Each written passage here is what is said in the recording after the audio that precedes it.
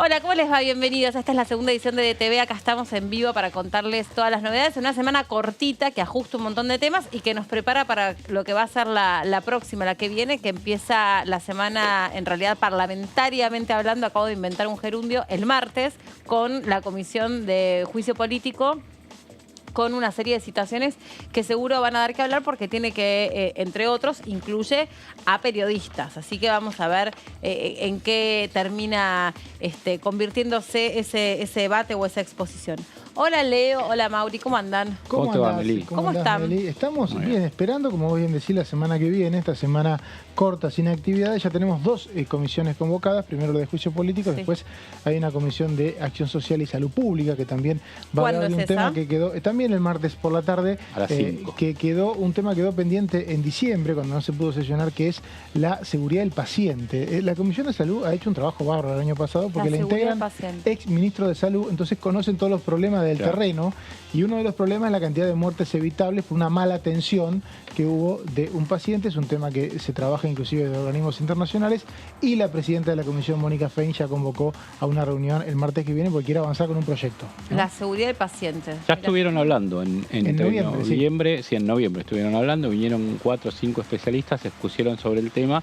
Ahora Mónica Fein vuelve a poner el tema sobre la mesa, a ver si se puede ir avanzando en puntos de consenso para ver si se llega a un dictamen. No el martes. Esta es la comisión que consiguió la ley que se aprobó la semana pasada para el tema de la donación de sangre donación de sangre para médula ósea. Es también la que completó el proyecto de ley de recetas electrónicas. Es también, si mal no recuerdo, la que varios debates tuvo el año pasado sobre, por ejemplo, la ley de enfermería, la ley que queda aún por aprobarse en la Cámara de Diputados, también la ley de discapacidades congénitas.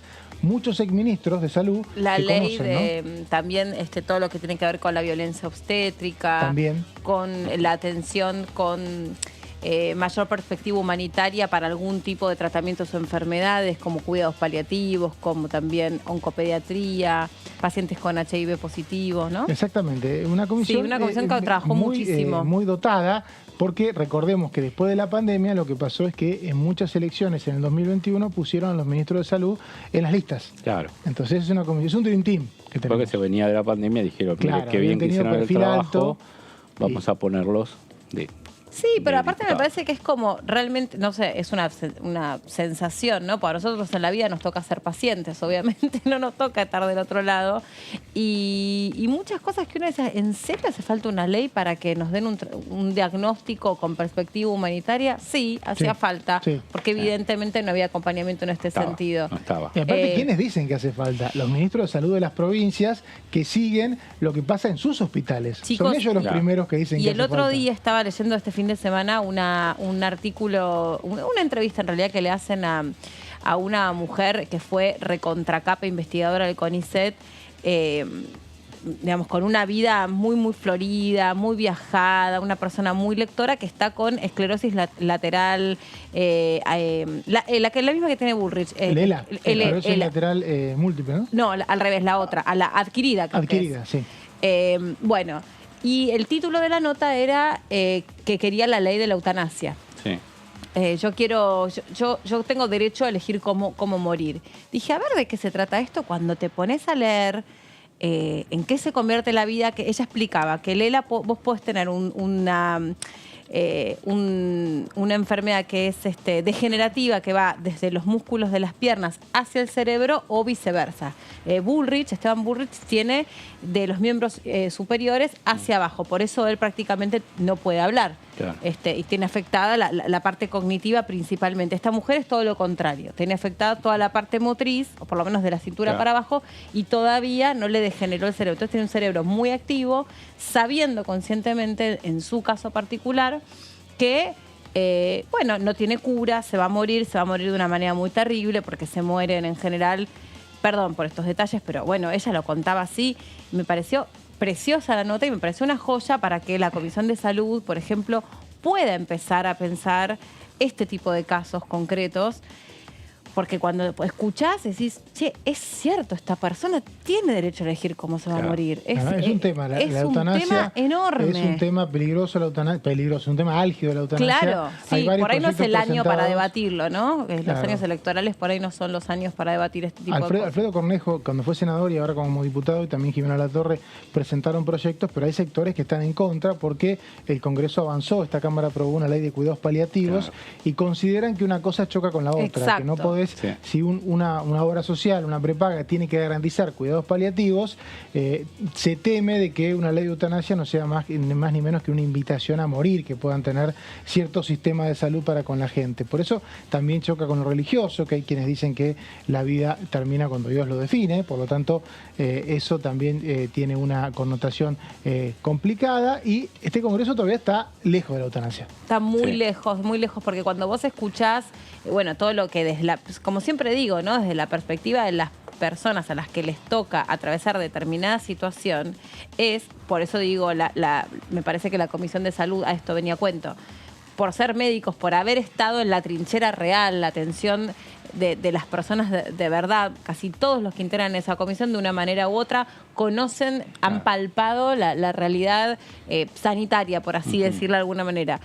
Entonces, cuando vos a eso le incluís a la persona directamente afectada a un tipo de situación y escuchás a alguien que ya sabe que va a terminar ella dice, yo sé que me voy a morir de una manera horrible. No me voy a morir no voy a entrar en un sueño profundo. Mi muerte no va a ser así y ya lo sé. Y estoy tratando de hacer todo lo posible para prepararme porque no sé cuándo eso va a llegar y cómo va a ser, pero encima sé que va a ser agónico.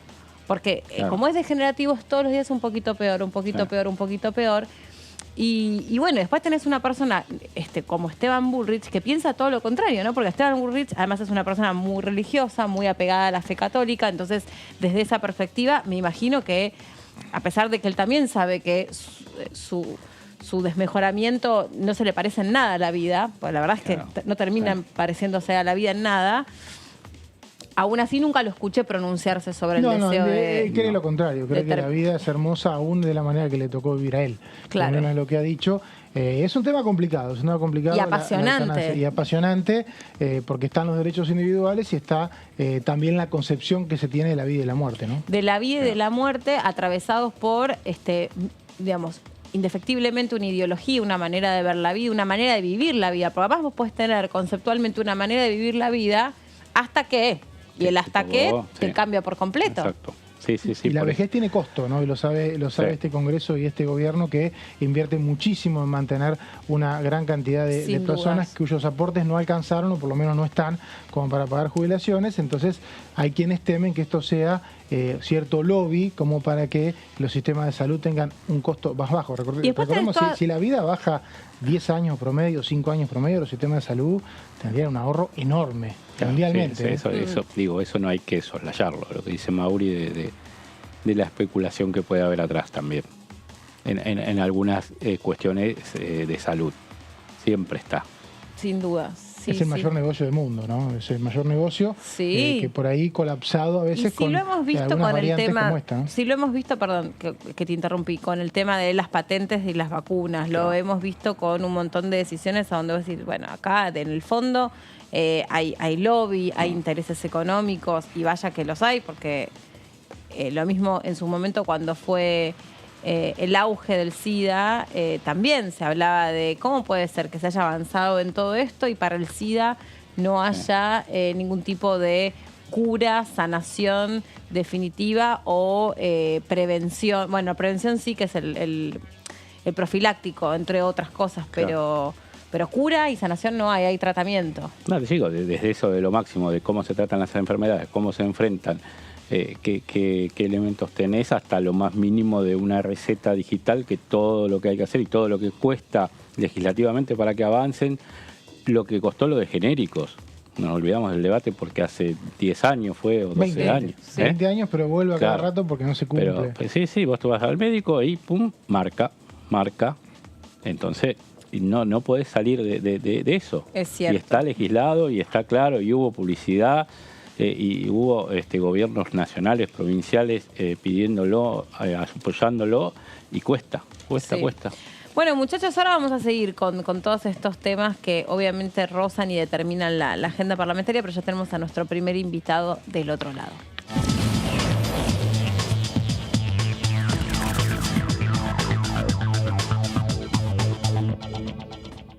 El diputado Base está del otro lado para charlar con nosotros. Hola, diputado, ¿cómo le va? ¿Cómo está? Bien, ¿qué tal? ¿Cómo están? Muy bien, gracias por recibirnos. Estábamos hablando, bueno, porque nosotros siempre hay temas que vamos tomando y los vamos conectando con la agenda parlamentaria, pero bueno, a ver, para ordenarnos un poco. La semana que viene, ya que usted integra la Comisión de Libertad de Expresión, se reúne la Comisión de Juicio Político y va a citar a periodistas. Nada más ni nada menos, a periodistas para que, como testigos, bueno, puedan dar cuenta de algunos detalles. ¿Qué le parece esto? No me parece bien, no me parece bien. A ver, como primera medida, me parece en términos generales que en la Comisión de Juicio Político estamos avanzando mal. Yo realmente creo que hay que cerrar este capítulo que en general me da la impresión de que produce un desgaste institucional absolutamente innecesario. Yo creo que en este momento que estamos viviendo en Argentina, que es un momento difícil por distintas razones, tenemos que tratar de garantizar certidumbre, garantizar más tranquilidad, en la medida de lo posible, tratar de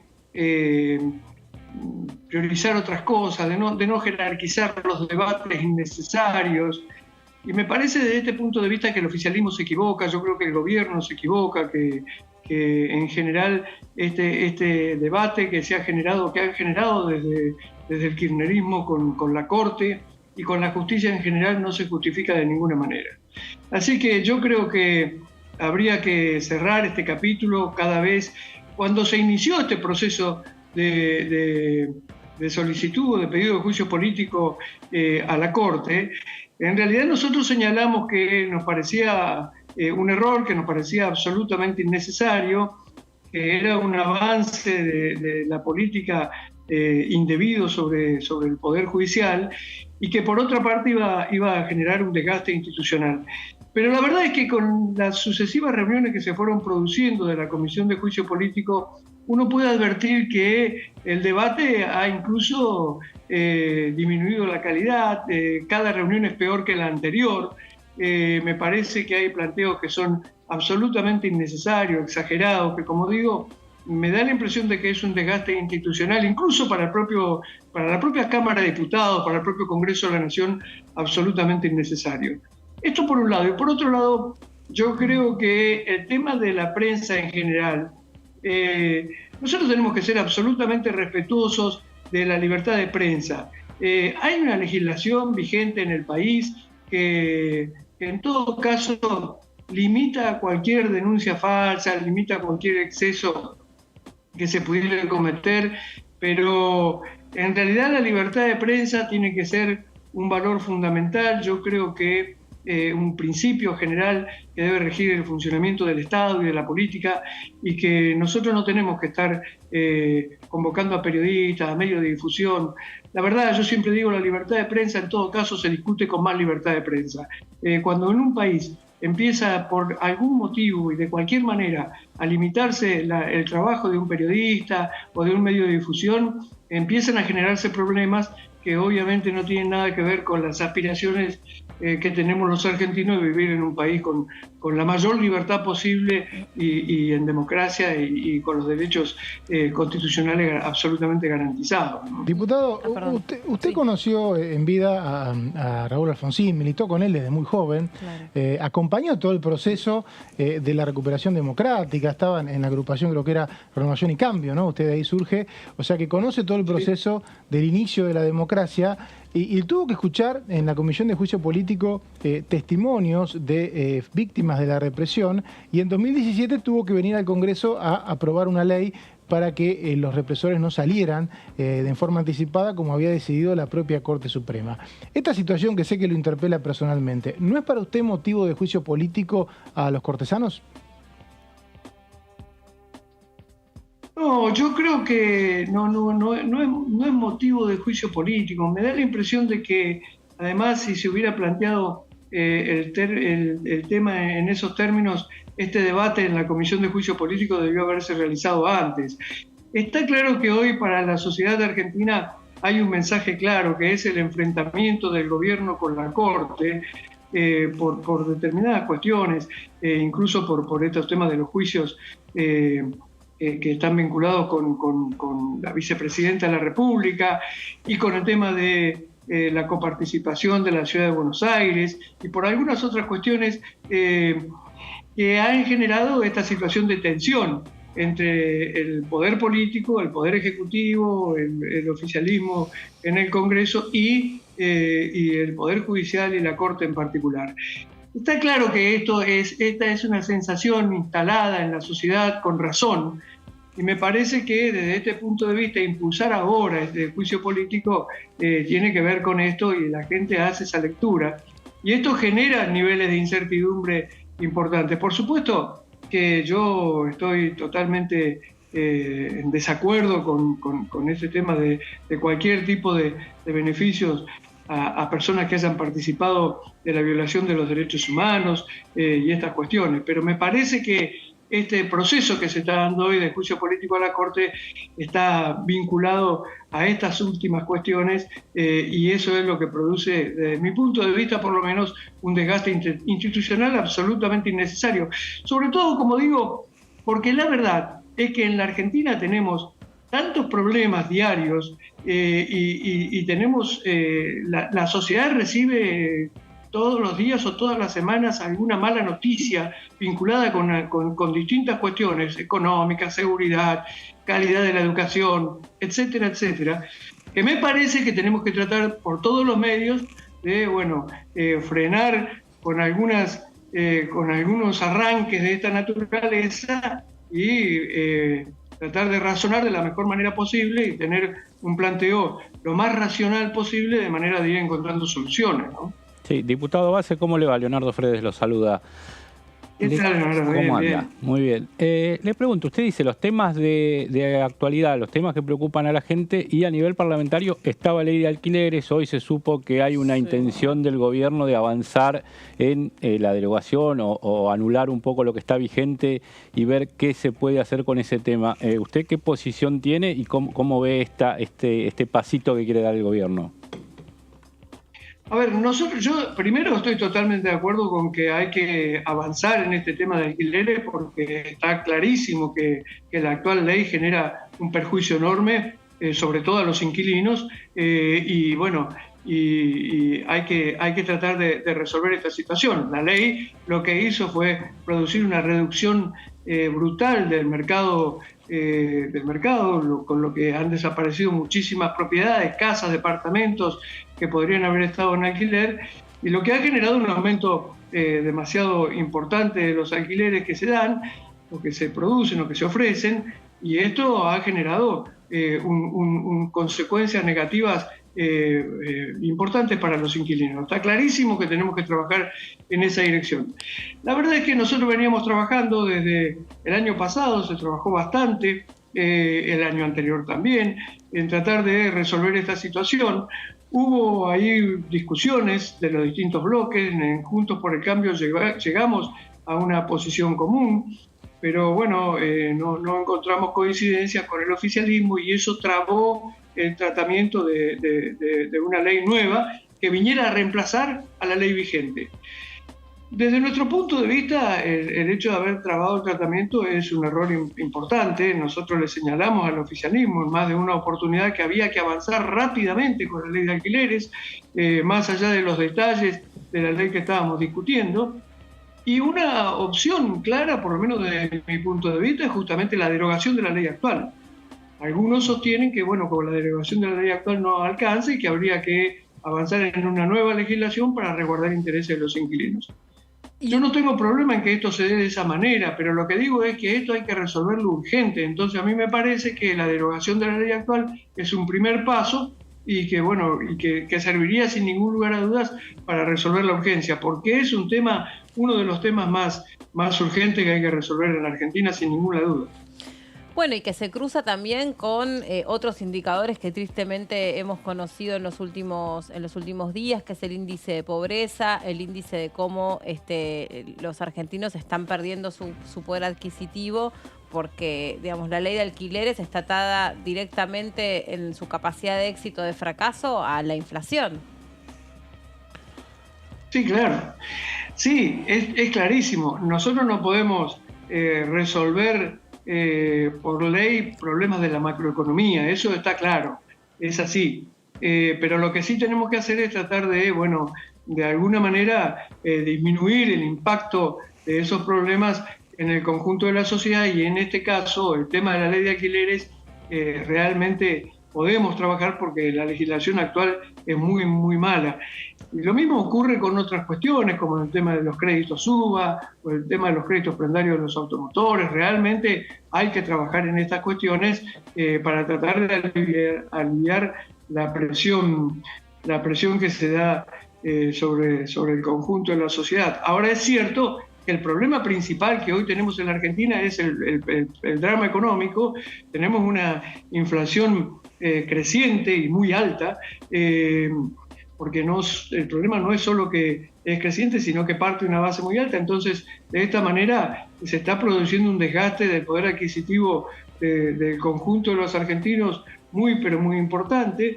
Este año es un año que viene marcando índices muy peligrosos, y si esto sigue así, vamos a estar en una situación muy, pero muy difícil. Por eso es que yo digo, rápidamente entre todos debemos tratar de encontrar comunes denominadores, y el oficialismo tiene que poner en marcha un programa económico. Lamentablemente, este gobierno desde su inicio en adelante no tuvo un programa económico claro, un programa económico sustentable que atendiera las distintas particularidades de la economía. La verdad es que por tensiones internas dentro del propio gobierno no pudieron elaborar un programa de acción, un proyecto económico, y entonces fueron actuando sobre temas puntuales, poniendo parches, y en definitiva nos encontramos con esta situación. La cantidad de tipos de cambio que tenemos es un reflejo claro de lo que pasa en este sentido, de la falta de un programa económico que le permita al gobierno ir resolviendo el problema de los argentinos. Ahora, diputado, recién hace un tiempito en realidad hablábamos con su compañero Julio Cobos, que está muy envalentonado con un proyecto de uvas. Él sabe, quiere las UBIs, quiere que se puedan comprar metros cuadrados a través de bonos, y él decía algo que la verdad coincido, no sé qué piensa usted, pero que implica en los alquileres, implica también en los créditos hipotecarios. Obvio que el problema es la inflación, pero mientras no se resuelva, ¿qué hacemos? O sea, ¿qué hacemos con la ley de alquileres? ¿La derogamos? Bueno, ok, va a haber inquilinos que, en realidad propietarios, que ofrezcan propiedades por encima del valor de la inflación porque se les va a permitir. Bueno, en el caso de los créditos UBA, cambiamos el sistema de contratos, bueno, ok. Ahora, ¿qué variante nos garantiza que pueda llegar a subir el precio como para que el deudor pueda pagar? No la hay. Bueno, ¿qué hacemos mientras hay inflación? No, bueno, está claro que lo primero que hay que tratar de hacer, o el objetivo principal, digamos, el objetivo principal es la reducción de la inflación. Eso está clarísimo. Ahora, como se dice, en la medida en que el problema de la inflación existe, tenemos que ir encontrando soluciones, tenemos que ir encontrando la forma de ir haciendo que el golpe sea lo menos duro posible, y para eso se puede trabajar. Por ejemplo, el tema de la inflación, el tema de los alquileres, en realidad el tema se agravó justamente a partir de la vigencia de esta ley, que hizo que el mercado produjera una retracción importante, y entonces esto incrementó muchísimo el valor de los alquileres. Incluso muchas propiedades ni siquiera están en alquiler, y por eso es que hay una reducción importante del mercado. Lo que ocurre es que ahí nosotros tenemos que encontrar la forma de hacer de que exista una dinámica mayor, digamos, que haya más oferta y más alquileres en consecuencia. Por supuesto que va a haber va a haber propietarios que van a pretender cobrar por encima de la inflación, es cierto, pero también es cierto que en la medida en que se ponga en marcha una dinámica distinta del mercado, bueno, va a haber propietarios que van a cobrar por debajo de eso. Lo que ocurre con la actual ley es que produce digamos, un estancamiento, que produce un cercenamiento que hace que, bueno, como digo, que se genere un problema.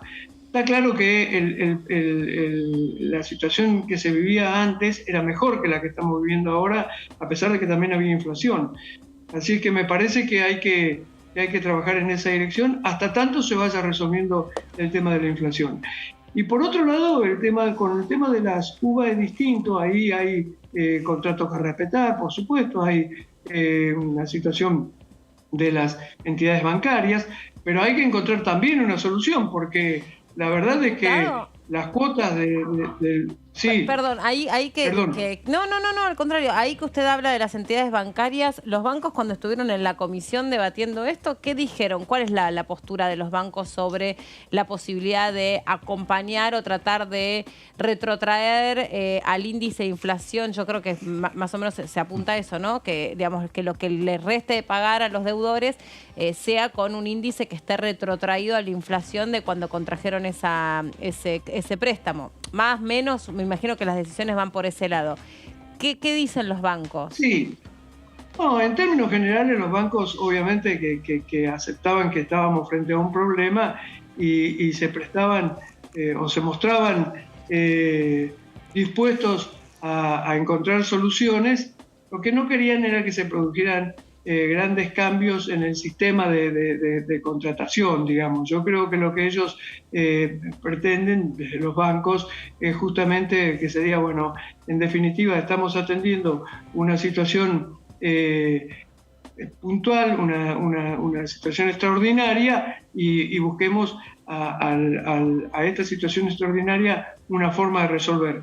Es, en definitiva, una discusión que a mí me parece que no cambia tanto la historia para los que hoy son deudores. Yo creo que lo que hay que hacer es lograr que el deudor tenga que pagar una cuota inferior. Después se verá cómo, si creando un fondo específico, se verá cómo se hace, si a lo mejor extendiendo la cantidad de cuotas, pero la verdad es que yo creo que necesariamente hay que avanzar en la reducción de las cuotas porque va a ser insostenible. En la medida, hoy ya es absolutamente difícil para muchas de las familias que tienen crédito SUBA poder pagar la cuota. Así que a mí me parece que en la medida en que tengamos estos índices de inflación va a ser absolutamente imposible avanzar en esa dirección. Por eso es que yo coincido mucho con el proyecto de Cobos, que creo que apunta justamente a resolver la urgencia y, bueno, y tratar de encontrar, como digo, una solución puntual, coyuntural a la situación, ¿no? Bien. Diputado, le agradecemos mucho este contacto con nosotros, fue muy amable, ¿eh? No, gracias a ustedes, al contrario. Que tenga buen día. Hasta luego. Buen día. Chau, ahí estaba el diputado Base hablando, bueno, sí, sobre todo hoy es de nuevo tapa de todos lados y comentado por todos los periodistas lo de la ley de alquileres. Sí, ¿no? Sí, salió el tema de alquileres. Massa en su momento, cuando estaba de presidente de la Cámara, había dicho que la ley llamada Lipovetsky aprobada. Sí. Mal llamada Lipovetsky, como decimos siempre con Mauricio, que es... Era el presidente de la Comisión de Legislación General. Era el presidente de la Comisión y a veces son exitosos los nombres de un presidente de la Comisión que encabeza un debate y quedan leyes que agradan y que duran mucho tiempo, y esta no. Sí, además cuando las leyes tienen nombre propio, en general están vinculados a que detrás de ellas hay alguna historia, ¿no? Que, claro, digamos que Lipovetsky no era un inquilino precisamente. No, acá lo que hubo es una necesidad de daño, digamos, alguien que seguramente lo quiso dañar, se entró a viralizar y lograron dañarlo realmente porque... No, tampoco tanto. Bueno, digo, está la imagen de él atrás de una ley que no funcionó. Tiene una connotación negativa. La realidad es que él estuvo 4 años pisando la ley, vamos a contar la historia como fue, se aprobó en el Senado en 2016, Lipovetsky era presidente de la Comisión de Legislación General, la dejó caer a la ley, hubo varios debates de las partes. Sí, no sé si Lipovetsky per se, me parece que había una política del Poder Ejecutivo. Una política del Poder Ejecutivo que representaba a Lipovetsky, claro, que era diputado del bloque de gobierno. Sí. Y después, antes de irse, lo que hizo es juntó las partes, bueno, ¿qué quieren hacer? Y ahí se armó la ley. Sí, yo lo que me pregunto es, de acá un futuro relativamente inmediato, hoy de nuevo las consultoras privadas están indicando que la inflación de marzo va a ser del 7%. Sí. O sea, alta. y que la de abril va a estar un poquito por debajo de los 7, pero no va a estar cerca de los 6. Entonces, porque es cambio de temporada, porque el aumento en los servicios públicos, porque la vida está más costosa, porque se dispararon otros en medicina privada, colegio privado, etcétera, etcétera, etcétera. Entonces, en ese contexto, yo ya no me acuerdo ni con quién, ni en qué momento lo estábamos desmenuzando, pero o si fue el propio diputado Arroyo, yo no me acuerdo, pero en términos muy, muy concretos, cuando se conoció cuánto dinero necesita una familia para no caer debajo de la línea de la pobreza, y lo comparás solamente con el alquiler de dos ambientes o de un monoambiente, con el que vos suponés que viven 2 o 1 persona, listo, ya ahí tenés, la ley es mala. Después, el tema es si la derogación cambia eso que vos decís. Yo creo que no cambiaría nada. Por eso, a eso iba. No, o sea, la derogación y te quedás sin ley. La derogación y qué más. ¿Y sabés a qué pasás? A que se pone de moda, porque ya se puso de moda, porque ya es un negocio, el alquiler temporario. Y si vos no te metés fuertemente, yo no sé cómo se hace, pero si vos no te metés fuertemente a prohibir eso, el alquiler temporario, Barcelona y Berlín creo que se metieron con ese tema. Las municipalidades hace bastante de esto, por lo menos 5 o 6 años se metieron con ese tema. En Barcelona era mucho más negocio el alquiler temporario que alquilar a familias, y el tema es que no tenían el déficit habitacional que hay acá, porque allá había créditos que obviamente terminaban todos mal, pero créditos había. Es un tema la ley de alquileres, Meli, porque me parece que esto solamente puede cambiar si hay un shock de oferta de viviendas para comprar en parejas jóvenes y que saque un montón de gente del mercado de alquiler. Pero mira, si la demanda es tan alta... Dos personas que conozco, dos personas de mundos distintos que conozco que están en este momento intentando construir. Intentando. ¿Y? No hay vidrio, no hay plástico, no tenés compromiso por parte de las personas que... Yo te juro, 2 personas distintas que conozco que están pasándola mal y se están construyendo una Es una experiencia muy interesante construir, porque uno conoce realmente el país. De principio a fin. Es cierto que faltan materiales. No hay plástico. Sí, no hay plástico, no hay vidrio. Se importa todo eso, aclaremos que no lo hacemos hace 100 años. Hay una persona que tiene la casa terminada, una de las personas que conozco tiene la casa terminada, por ejemplo, como yo te diga, hace 6 meses, pero no la puede cerrar porque no tiene para poner las ventanas. No hay vidrio, no hay muy poco. Entonces, ¿viste? Pero, Meli, y después hablamos de una ley de alquileres, pero muchachos, si tuviste la suerte, mira, ni siquiera te digo de ahorrarte 2 mangos, de heredar plata, te ganaste la lotería, te la ganaste, y te querés comprar una casa, no te la podés, te querés hacer una casa, no te la podés hacer. Entonces, te faltan los vidrios. Entre otras cosas. Entre otras cosas. Pero los vidrios importan, digo, porque a veces uno dice esto, dice, bueno, no se hacen vidrios.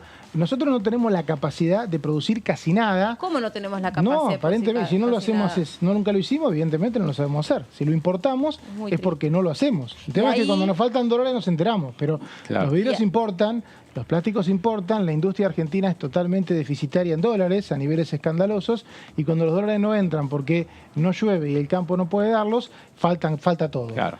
Habría que atacar también lo estructural, ¿no? O sea, porque si no es como que pareciera que hay alguien que no quiere hacer vidrio. En realidad, los vidrios no están llegando porque no tenemos los dólares para comprarlos. No, yo no digo hay alguien que no quiere hacer los vidrios. Y no está la maquinaria para hacerlo, porque tampoco... Entonces vos decís, no, poner una máquina y hacer los vidrios. Pero si tampoco la máquina también la tenés que importar y el repuesto de la máquina lo tenés que importar, o sea, estás trabado. Sí. No es el vidrio solo, que de hecho no lo tenemos. Y lo que digo, vuelvo a citar al diputado Arroyo, con quien hemos conversado largamente esta semana, y él te decía, cuando la clase media le va un poquito mejor, ¿qué hace? Arregla la casa, construye una casa, ¿y qué haces? Le das trabajo a las clases más bajas, que son los que generalmente cubren esos oficios. Entonces vos tenés una clase media que tampoco tiene la soltura como para poder despegar un poco, porque a donde despegas te matan con los impuestos, y es difícil, es realmente difícil. Nos dicen que hay más empleo, nos dicen que el país está creciendo. Bueno, el país crece en forma desigual. Ese es el problema. Crece, hay un sector, el otro día hubo muy buenos informes después de los datos del INDEC, hay no sé si 5 millones de personas, un número altísimo de gente que realmente le va mejor que hace un par de años, otro tanto también, ahora hay más desigualdad porque hay más pobreza y más desocupación, no más desocupación, hay más pobreza, hay menos desocupación y sobre todo no alcanza la plata aún trabajando. Esa es la gran novedad que dejó la pandemia y no estoy escuchando a ningún candidato presidencial abordarlo seriamente. debería ser el principal tema. ¿Qué vamos a hacer con los salarios de pobreza que tiene hoy la Argentina? Una realidad que hace 10 años estaba lejísimo de pasar. Hace nada más que 10 años. Claro. Una persona que tenía un sueldo registrado vivía bien, tenía algunos problemas, por ahí un problema habitacional, le costaba comprar, pero no tenía ningún problema en alquilar, en irse de vacaciones, en comer. Hoy un salario no significa nada. Por lo tanto, no sabemos por qué va a cambiar el año que viene si es que este gobierno no sigue. No sabemos. O por qué va a cambiar. Por eso a veces digo, me parece que muchas veces, como recién conversábamos, le pedimos mucho a algunas leyes.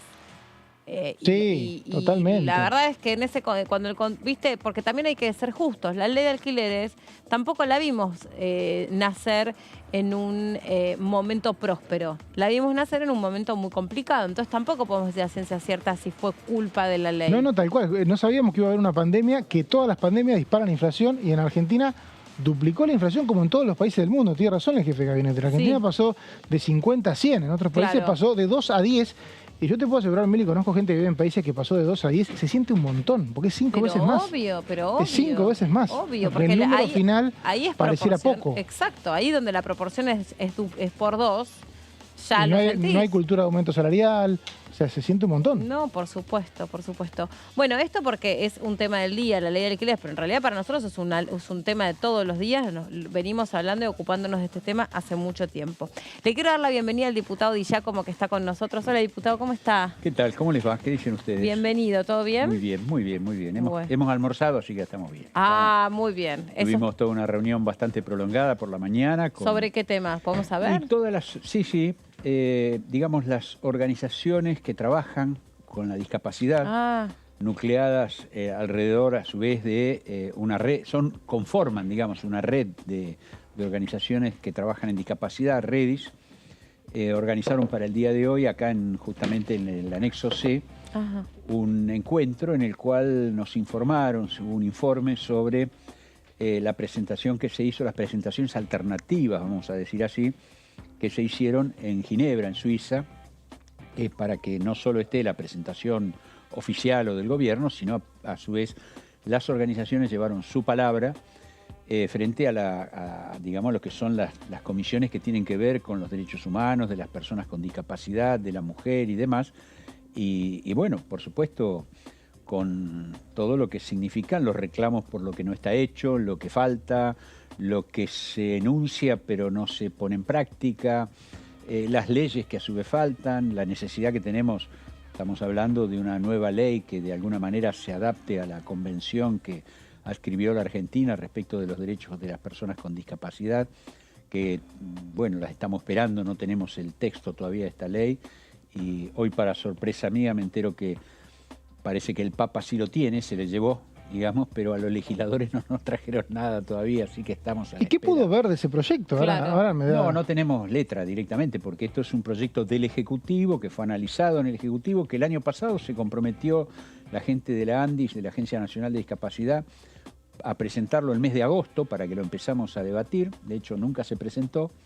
Y hoy nos informaban esto, ¿no? De que parece que el Papa ya tiene conocimiento del proyecto, pero nosotros que somos simples. ¿Y para usted cómo debería ser? No. ¿Cómo debería ser la nueva ley de discapacidad? A ver, adaptarse a los que son a lo que adhirió la Argentina en la Convención de los Derechos de Personas con Discapacidad. Básicamente, yo diría, hay un cambio de paradigmas, de ir desde lo que era, en todo caso, una discapacidad fundamentalmente diagnosticada desde un modelo médico, a entender que las discapacidades son situaciones que tienen que ver con lo social, con lo ambiental, con lo familiar, con lo cultural, por supuesto también con lo médico, con lo que tiene que ver con la salud, pero es un enfoque mucho más abierto, mucho más amplio, y que de alguna manera, digamos, rescata la capacidad inclusive de ser sujetos de derechos jurídicos, es decir, no ya esta cosa antigua, donde lo teníamos con los talleres protegidos, siempre la palabra de la protección, supuestamente, encerraba de alguna manera una discriminación, o sea, como que la incapacidad la persona era incapaz absolutamente de todo, entonces había que cuidarlo, llevarlo, traerlo, y perdía la posibilidad de su autonomía, que aparte es a lo que se debe apuntar cuando uno trabaja con una persona, cualquiera sea su discapacidad, en la búsqueda de la mayor autonomía posible, y por supuesto que en la medida de lo posible que tenga también capacidad de decisión sobre su propia vida y sobre sus proyectos. Y esto no solo es un tema abstracto, porque esto aparece la cuestión de la sexualidad, la cuestión de la familia, la cuestión laboral, por ejemplo, ¿no? Es un tema que durante muchos años, el tema del trabajo, aún hoy todavía, ¿no? Hay una discriminación o una no aceptación o una, digamos, un no cumplimiento de las leyes que dicen que tiene que haber un porcentaje de personas con discapacidad, tanto en lo público como en lo privado, y sin embargo esto en general no se cumple. Bueno, a estas organizaciones yo digo que en el tema de la discapacidad, uno de los protagonistas es el Estado, obviamente, porque aparte el Estado es el que debe organizar todo esto. Otro de los protagonistas son las organizaciones que desde distintos ángulos se dedican a estos temas, inclusive organizaciones de prestadores.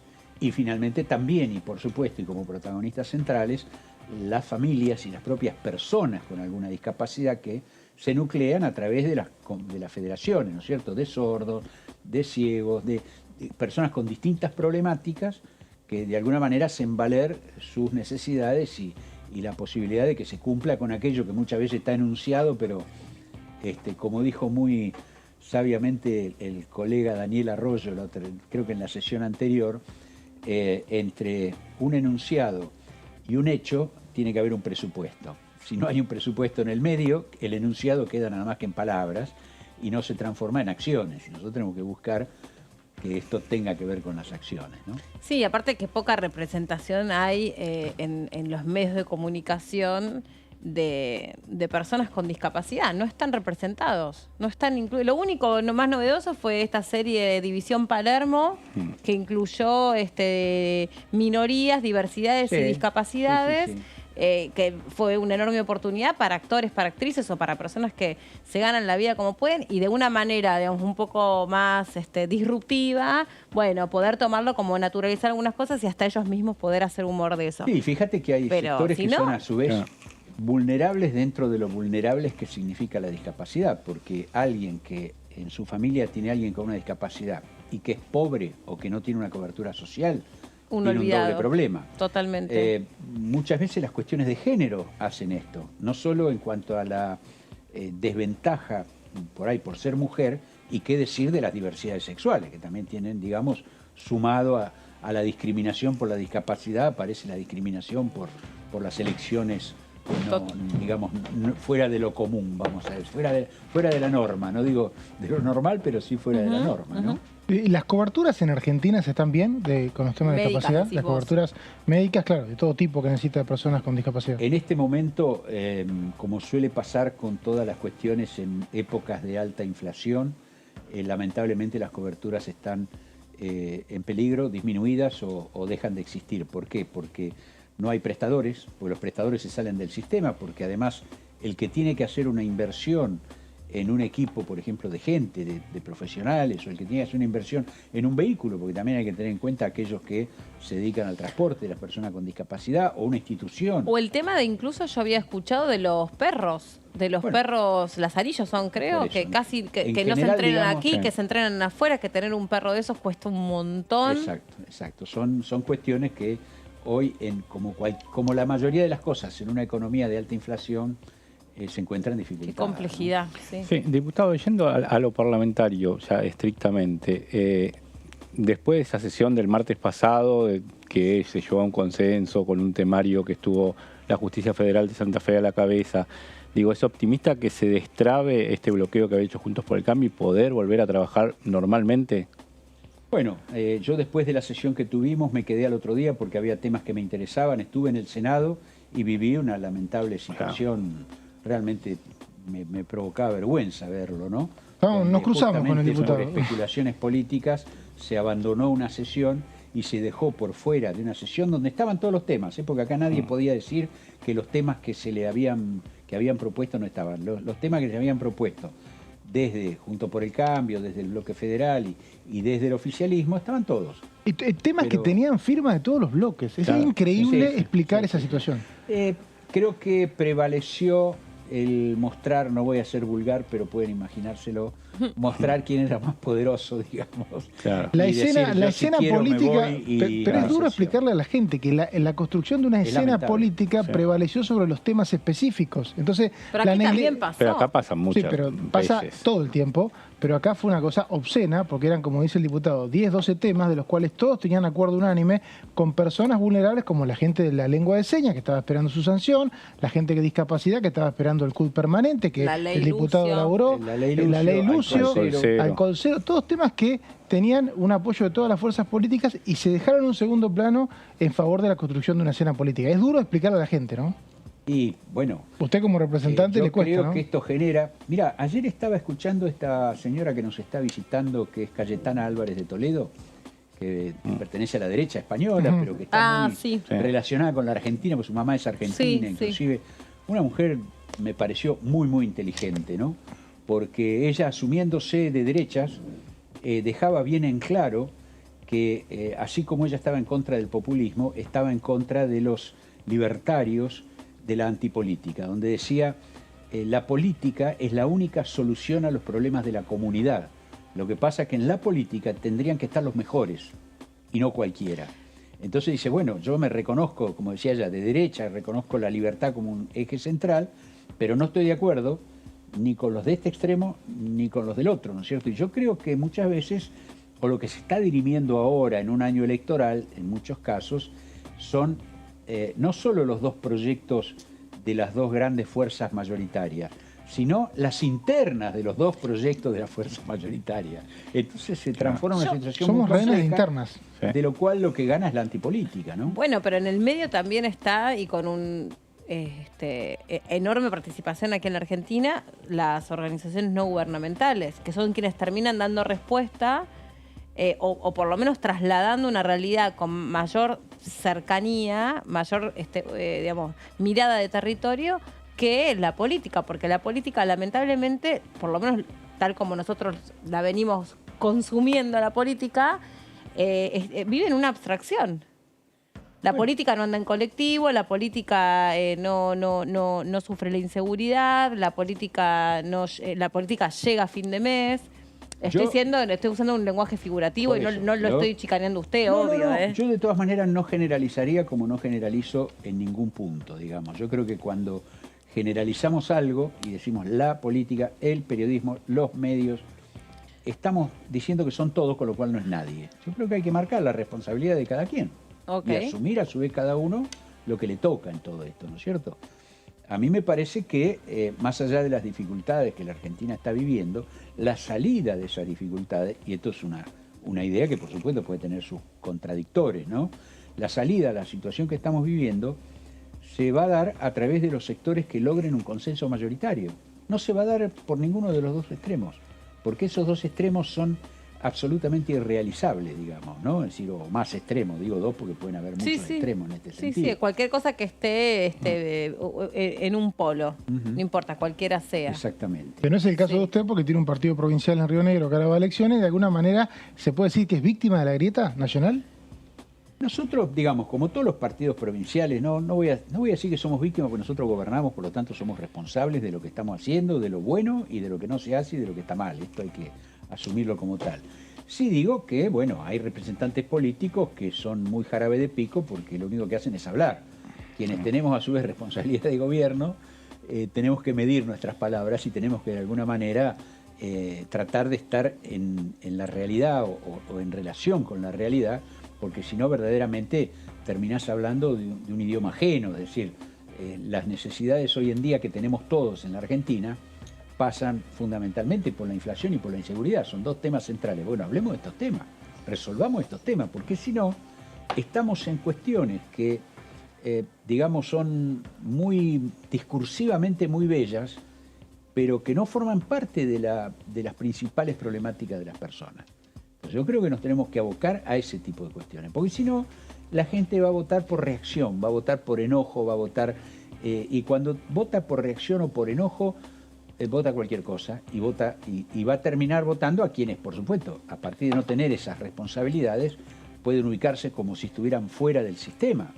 Cuando paradójicamente muchos de ellos son empleados del propio sistema, porque en especial los economistas, de última, tenemos quienes representan un poder económico y quienes por otra parte son simplemente empleados del sector financiero. Por lo tanto, ellos hablan como si estuvieran por fuera de la política, pero son los que en definitiva terminan produciendo las cuestiones después que tienen que ver con lo que se hace en el país, ¿no? Claro, hablaba de inflación y justamente hoy salió el tema ley de alquileres porque el gobierno está queriendo dar un paso en ese sentido, derogar lo vigente, ver qué se puede hacer de nuevo, pero es un tema que está atado a la inflación justamente y es lo que se dio en el debate en comisión y lo que pasa. Digo, ¿usted cómo ve que pueda seguir esto? Bueno, nosotros creemos que en esto, bueno, es una buena ejemplificación de lo que significa ir por el medio de la cuestión y buscar un consenso mayoritario. Hay quienes proponen un control férreo del Estado, una presencia absoluta a través de institutos inclusive, que después lo único que hacen es cargar de funcionarios que terminan siendo beneficiarios de ese instituto creado. Y hay quienes por el otro lado dicen, no, libre mercado, que el mercado decide que haga lo que quiera. Creemos que hay que ir por el medio de esto. Primero, ninguna ley va a solucionar el problema de la vivienda. El problema de la vivienda se va a solucionar únicamente cuando el país salga de esta crisis y, por ejemplo, habiendo fondos, se destinen fondos a la construcción de viviendas para alquilar. Se empiece a fomentar lo que significa la construcción de viviendas para alquilar, con exención impositiva, con ventaja, con toda una serie de cosas que se pueden hacer perfectamente.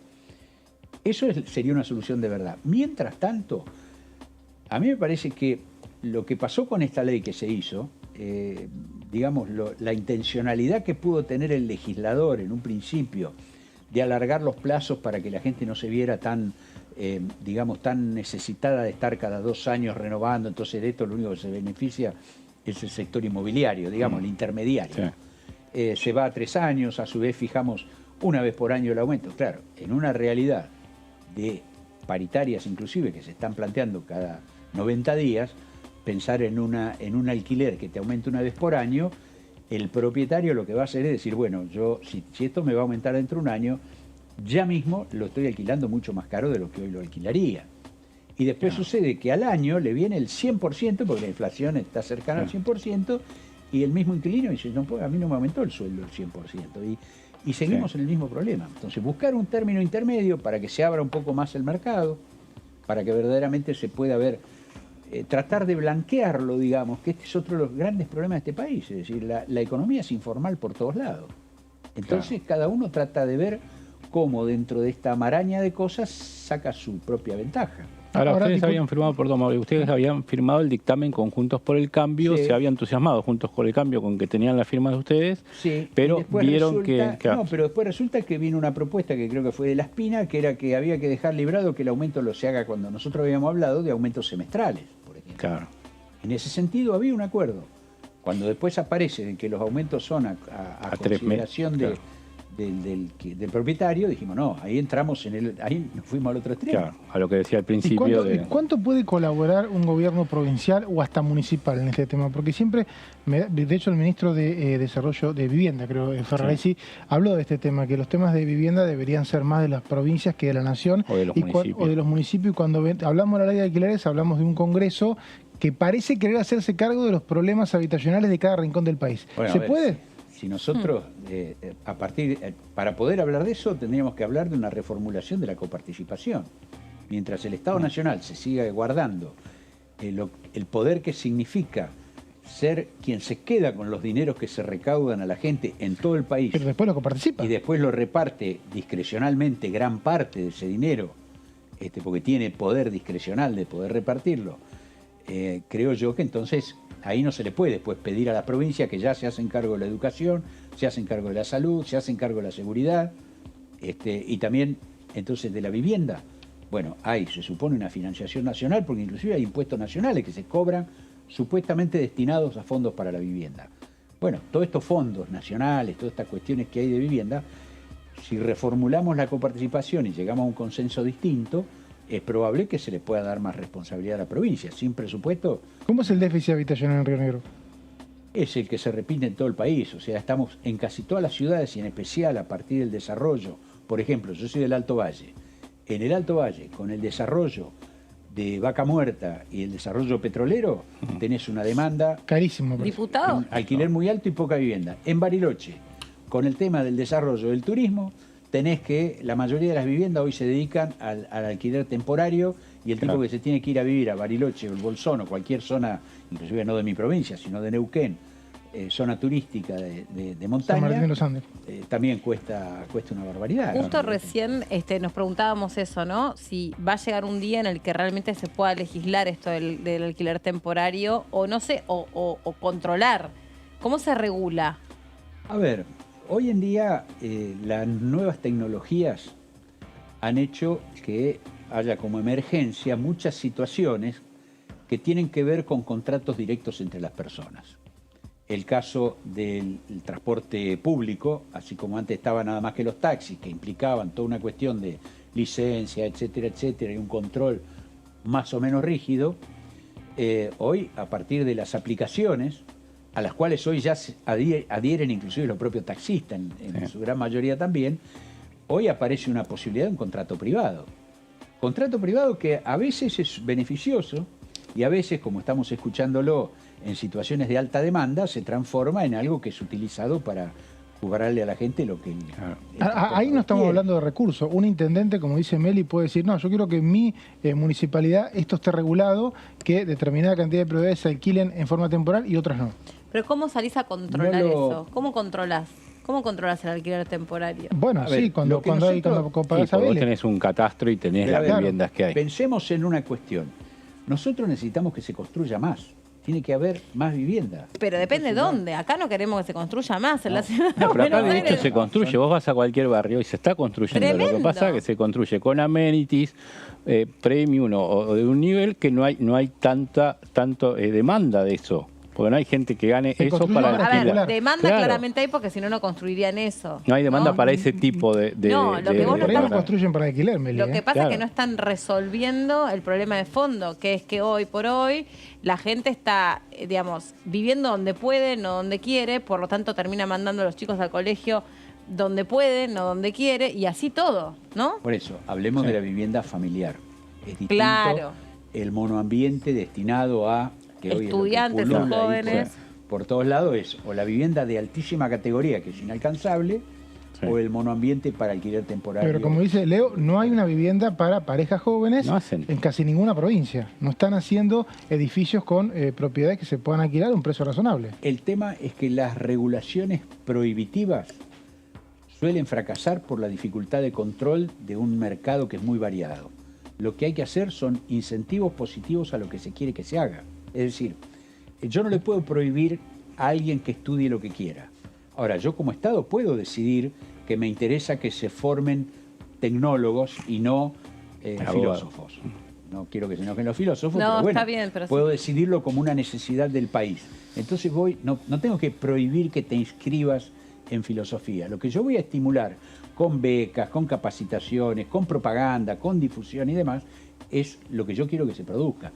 Con la vivienda, con todas las cosas, en realidad, el fenómeno, más que de control regulatorio y restrictivo, yo creo que tiene que ser hoy, en el mundo de las redes sociales, en el mundo de la comunicación tan absoluta, cuestiones que sean estimulantes de determinadas cosas. Si vos estimulás al capital para que haga determinadas cosas que te convienen comunitariamente, pues en ese sentido el resultado después lo vas a ver.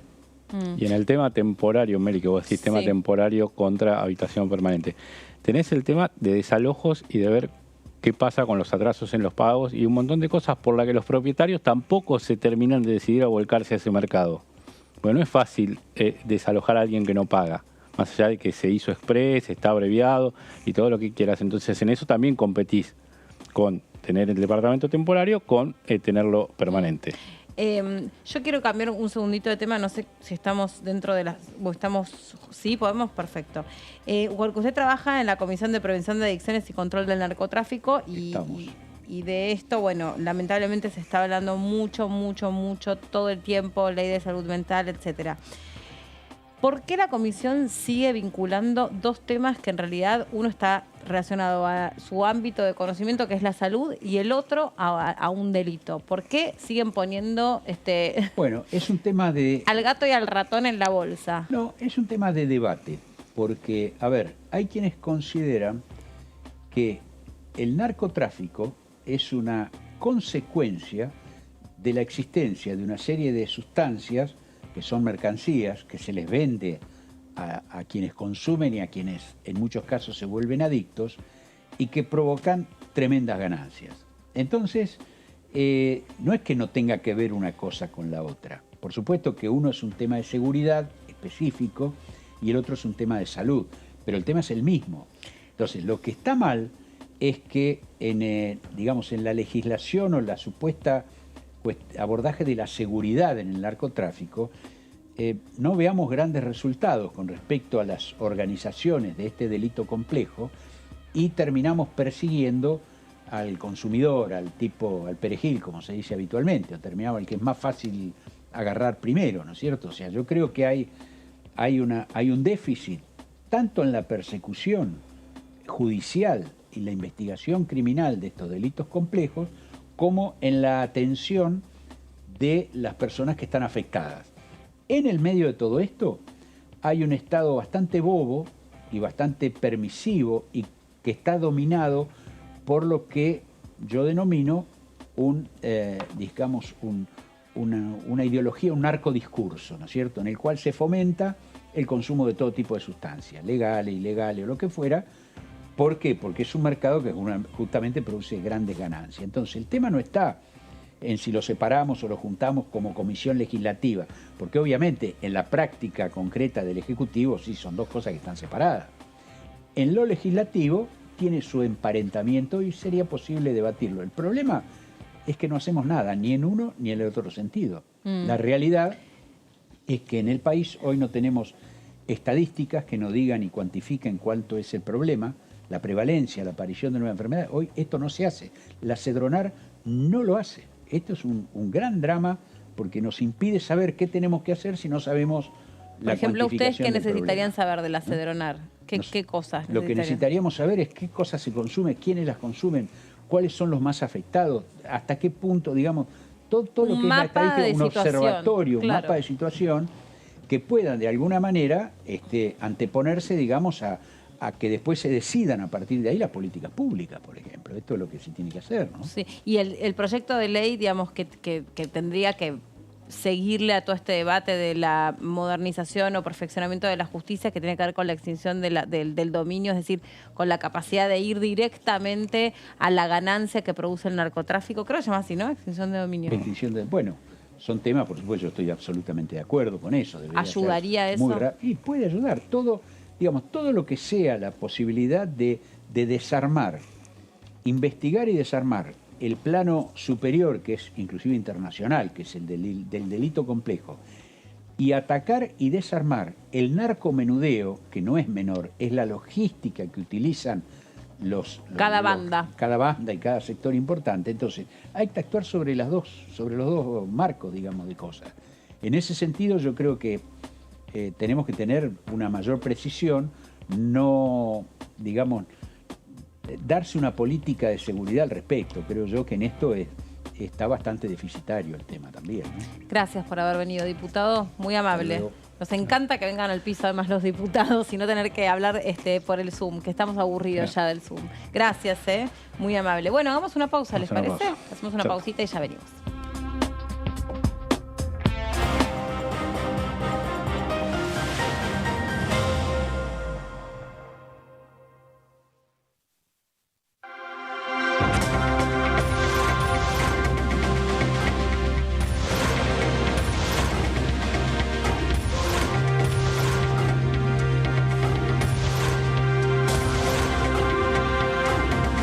Ellos son tu voz en la segunda edición. DTV, el periodismo en el Congreso. Hola, ¿cómo andan? Bienvenidos, bienvenidas. Aquí estamos en la tercera edición de DTV. Dividí mi presentación en distintos bloques. Un primer bloque claramente reivindicando todo lo que sean políticas de gestión o logros de la gestión, que yo entendí y entiendo que son políticas que deben servir para seguir construyendo de acá para adelante, que son escalones de los cuales no se puede volver a retroceder. Y por el otro lado, También respondimos a las principales requisitorias por parte de los bloques opositores. Yo soy diputado nacional por una pertenencia a una corriente política interna de la provincia de Santa Fe que conduce a Agustín Rossi, digamos, ¿no? Entonces, tener la oportunidad de ser diputado y al mismo tiempo de que él sea jefe de gabinete y tener el privilegio, además, político de ser el último orador antes que hable el jefe de gabinete, bueno, para mí es, como militante, un orgullo. DTV, tercera edición, de lunes a viernes.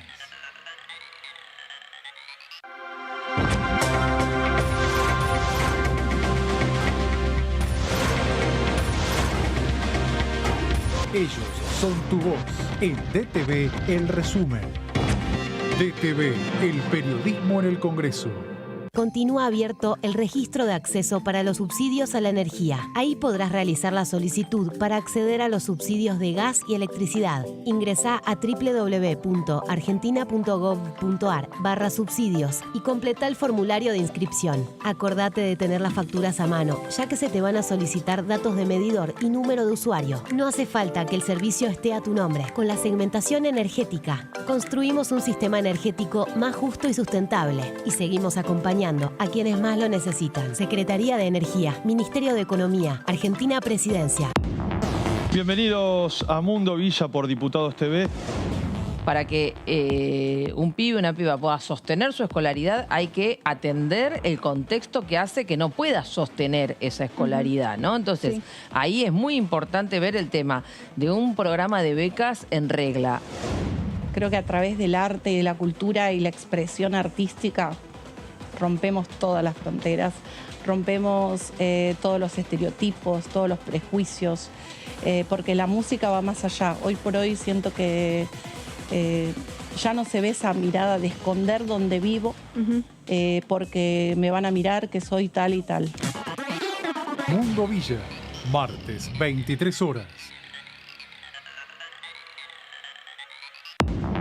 Bienvenidos a DTV Noticias.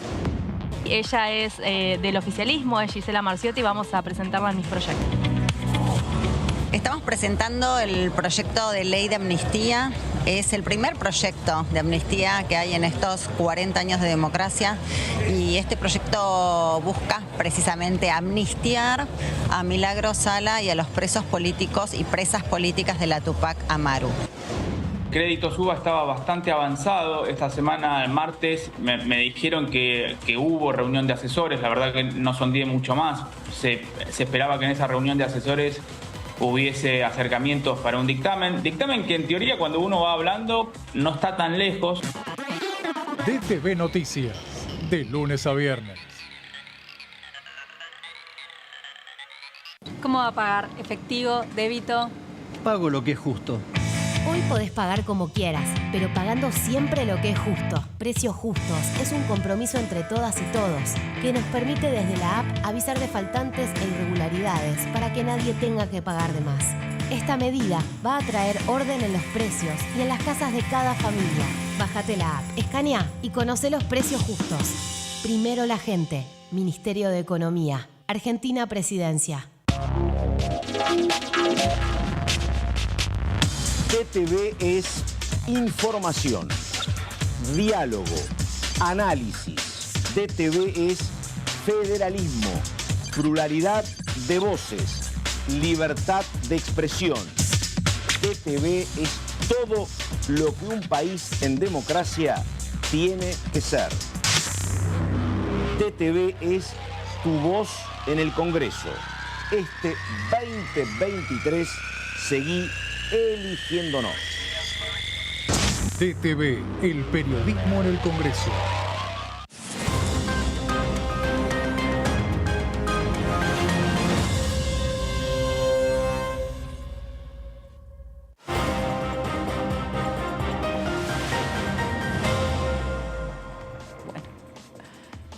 De regreso después de la pausa en la segunda edición. La semana que viene hay comisión el martes de juicio político y también la comisión de acción social y salud pública. Son los dos temas que por ahora están previstos en la agenda.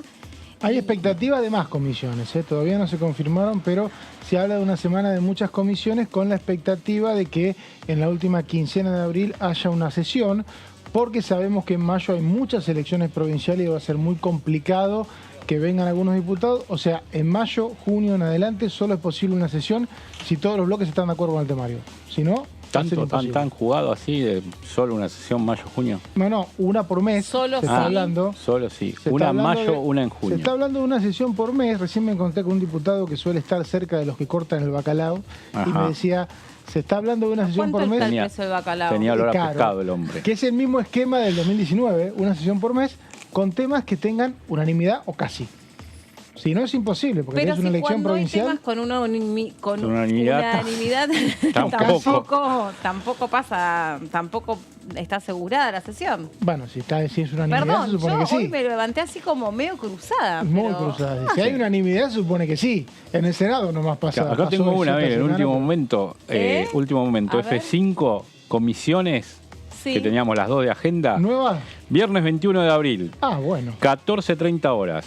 Falta un montón para... Sí, ya la armaron para el 21 de abril, viernes, una comisión un viernes. ¿Qué pasó? A las 14:30 en el Salón Delia Parodi, no se pierdan. Grupo Parlamentario de Amistad con Corea. No se están transmitiendo, una lástima, pero no se están transmitiendo los... No, yo creo que no hay una decisión, me imagino, del personal diplomático de cada país de hacerlo pública. Pero bueno, habitualmente suelen ser privadas. Las últimas han sido privadas. Sí, suelen hacerse en el Salón de Honor algunas, según el país. Y si uno Así quiere saber... Hay que tener yo me metía una, pero bueno, en esa época se hacían acá en el anexo. Es muy interesante porque nos han contado los diputados que esto fue una idea de Julián Domínguez, cuando era presidente de la Cámara de Diputados, de hacer diplomacia parlamentaria. A las embajadas les encanta, es realmente un logro para la embajada poder decir a la Cancillería de su país, tengo una comisión propia en el Congreso para, por ejemplo, acelerar un tratado internacional. Sirve un montón. Claro. Y me contaba que cuando una diputada, creo que era Ingrid Jetter, que es muy cercana a la comunidad de Alemania, que en la embajada le decían, queremos hacer la comisión como sea, y creo que finalmente le hicieron, están en eso, pero es muy interesante, muy importante para cada embajada que estas comisiones, que estos grupos de amistad existan, ¿no? No tiene una aplicación directa, no es que tratan una ley el grupo de amistad, pero es más fácil ir al grupo de amistad que a la Comisión de Relaciones Exteriores, o ya tenés una empatía cultural. Claro, exactamente. Y los que buscan estar en alguna comisión buscan obviamente eso, alguna raíz en su familia, alguna comunidad que esté instalada en el lugar donde viven, en las ciudades o los países donde viven, o tienen algún vínculo a partir de estudios. Entonces se da eso y incluso hubo un programa de diplomacia parlamentaria aquí en Diputados TV en su momento que daba reflejo de todas estas actividades. Con Fernando Fraquelli era el programa. Creo que también estaba Di Natale. También estaba Di Natale, exactamente. Dos especialistas que tenemos aquí en Diputados TV de lo que es política internacional y relaciones exteriores, que llevaban un poco todo esto que tiene que ver con los grupos. Entonces, 14:30 del viernes 21, no va a poder hacer la previa, Meli, de esa comisión, porque no son televisadas, como bien decía Mauri, pero vamos a estar atentos a lo que pasa. Pensemos Corea, ¿no? En este caso Corea. Creo que Corea? Hubo algún República de Corea. República de Corea. Algún tratado internacional con Corea, recuerdo haber leído, y por ahí quedan varios años frisados los tratados internacionales. Las embajadas pelean para que se aprueben. Si tienen un grupo de amistad específico, como para que sea canal directo con los jefes de bloque, para la embajada es espectacular. Seguro. Por eso hay mucho lobby habitualmente diplomático para que esto salga. Sí, y aparte porque nosotros hemos visto también acá cuando... sin ser grupos de colaboración, no sé cómo se llama. Grupos de amistad. De amistad. Hemos visto cuando vienen parlamentarios de otros países a tener encuentros aquí con los nuestros, se ha dado con las mujeres parlamentarias, con temas de género, me acuerdo. Es súper nutrida la agenda, es súper interesante, porque aparte se suele hacer una legislación comparada. De bueno, ustedes no solo eso, sino que por ejemplo, los créditos UVA o las unidades UBI de ahorro también, que el diputado Cobos toma por ser de Mendoza, toma de Chile, de lo que pasa en Chile con eso. O sea, está bueno porque de ahí surge una agenda que puede ser tranquilamente aplicable, el etiquetado, por ejemplo. No, y aparte el vínculo entre los países tiene destino en el tiempo, o sea, tiene valor en el tiempo a partir de lo que hagan los congresos, no a partir de lo que hagan los ejecutivos que van y vienen. Si hay una ley, por ejemplo, que de alguna manera ratifica un tratado entre un país y otro, es difícil que un país la derogue. Por lo tanto, para la diplomacia parlamentaria termina siendo inclusive más importante que la ejecutiva. Sí. Bueno, ahora vamos a seguir entonces con las novedades que surjan hoy respecto de la agenda, pero Leo tiene más... Otra vez con los feriados. porque quedó pendiente información ¿Qué de le ayer. pasa a No, estamos con Cantando? otra cosa. ¿Qué le pasa a Cantando? ¿Qué le pasa a Cantando? Una vida dedicada a los feriados. No es pesado, es la legislación vigente y donde trabajan nuestros legisladores. Pensé que ibas a retomar el tema que quedó, que quedó de ayer. A ese también se lo debo, porque todavía nos queda programa. Explica por qué sos un obsesivo de este tema, ¿no? Porque si no parece que... No soy lo estudio desde hace algunos años. Mi condición de marplatense, porque el tema feriado sí, feriado no, puente laborable, no laborable, influye mucho en el turismo. O sea, vos comprabas La Capital de Mar del Plata hace 25 años, hablaban de los feriados y las notas las firmaba Leo Fredes. Claro, exactamente. Sí, así es. Un joven Fredes. Después les traigo una nota. Buscar información en hojotas y traje de baño. La próxima vez que hable de un feriado, puedo hacer una placa por semana. Sí, hablando de feriado, traigo una nota mía, en serio, les traigo una nota mía del tema feriado. Pero la quiero ver ahí. Sí, no se puede googlear lo que pasaba en Me parece que no, porque no debe estar digitalizado. No debe estar digitalizada. Pero tengo una cajita con los recortes de diario de esa época en mi casa. En alguna oportunidad... Tenés tu propio dossier. Claro, en alguna oportunidad, un exfuncionario de la provincia, hoy diputado, nos contó cómo los comerciantes de Mar del Plata, las cámaras de comerciantes, metían presión en la gobernación de la provincia de Buenos Aires para que los feriados no se interrumpan, para que febrero no tenga clases. O sea, la comunidad de la que viene el señor Fredes, la marplatense, presiona fuerte por los feriados. Claro. De hecho, el feriado de carnaval sí tiene esta polémica que dice Mauri de por qué el feriado de carnaval y no empezar las clases después, que en muchos lugares está empezando 3 o 4 días antes. Y después interrumpe con claro, después corta, le saca turismo, porque mucha gente lo desobedece, igual se va, digamos, de feriado de carnaval y empiezan los chicos las clases 3 o 4 días después, pero legalmente hay que empezar con antes. Feriado del jueves, te digo que se está armando una polémica porque no es un feriado, es un asueto. Es día no laborable. No, es no laborable, pero ese siempre fue así. Lo que pasa es que la administración macrista había puesto carácter de no laborable a otros días. Entonces... a los feriados puente, por ejemplo. Entonces si lo trabajás ¿no te tienen que pagar el doble? No te tienen que pagar el doble. En algunos lugares, no. Eso seguro que no. Pero el empleado tiene la opción de decir no voy. Porque te redan la opción. Bueno, por eso te digo, en algunos lugares se puede dar, en otros lugares que el empleado... Lo decide el empleador. A ver, acá tenemos un columnista sin micrófono que está detrás de cámara. Si el empleado no quiere ir, no lo pueden castigar, Mauri. Un llamado de... Sí, puede ser eso. Porque es no laborable. Te pagan, dice acá un compañero que nos hace de columnista, es como un llamado de un oyente, pero que nunca sale al aire. Claro. Que pagan un plus por trabajar los jueves. El jueves. Ese jueves también, o un plus, o algunos dan días también. Bueno, en algunas industrias, empresas las dos cosas bien, pero estás como querés. En el sector servicios se suele dar días. O sea, trabajás el jueves. ¿Alguien más quiere dar su testimonio? No, ahí tampoco, el señor está muy ocupado, perfecto, tampoco. Bien. Bueno, digamos. Entonces, yo les pregunto, a ver, para introducir el tema un poco, ¿qué mes no tiene feriados? Sin mirar la placa. Sin mirar la placa. Es compulsador, no vale, estás así, estás pensando, ¿qué mes no tiene feriados? Enero. No, tiene el primero de enero. Septiembre, muy bien acá el compañero. Septiembre, ¿por qué no tiene feriado. ¿Cómo está atento? Sí, me gusta, porque está participativo el programa. Pero perdón, yo lo dije antes y no me voy a ganar el premio, otra vez me van a hacer lo mismo. No lo escuchamos. No, aparte todavía no había empezado el juego. Me gusta esto. Varios dudaron por el día de primavera. No es que le estemos haciendo bullying como el año pasado cantando. Me gusta porque puede ser una sección dentro del programa, los 8 escalones versión de TV. Claro, si vos traes preguntas parlamentarias, te vamos a dejar la sección. Si no son preguntas parlamentarias, no, vamos con parlamentarias. ¿Lo podemos armar? Lo podemos ir armando, para nuestro día. Sí, para nuestro martes, miércoles. Yo hablo con Naftulevich, ¿vale? Me parece que va. Sí. Yo creo que a Naftulevich le va a gustar. Para mí también porque es un hombre del entretenimiento. Sí, ¿no? Claro, por supuesto. Televisivamente hablando, un hombre del entretenimiento. Mi hermano también es del entretenimiento, pero porque se dedica a diseñar apuestas. No es este el caso. ¿Perdón? ¿Qué hace? Diseña apuestas. ¿Online? Claro. Qué buen laburo. No, pensé que en mi época si decían eso... Claramente no vive acá. Claro. Pensé que tenía una quiniela clandestina, por eso. No, tampoco juega al blackjack ni nada. No, él no es es apostador, él se dedica a diseño de... Siempre entre los hermanos hay uno que la ve y... Sí, claramente nunca soy yo, pero bueno, no importa, ¿no? Por eso... ha pasado. Pero por eso estoy trabajando en terapia desde los 17 años. Pero bueno, claro. después les cuento. Es así. Un besito. Exactamente. A mi terapeuta, divina, entonces, feriado de septiembre nos falta...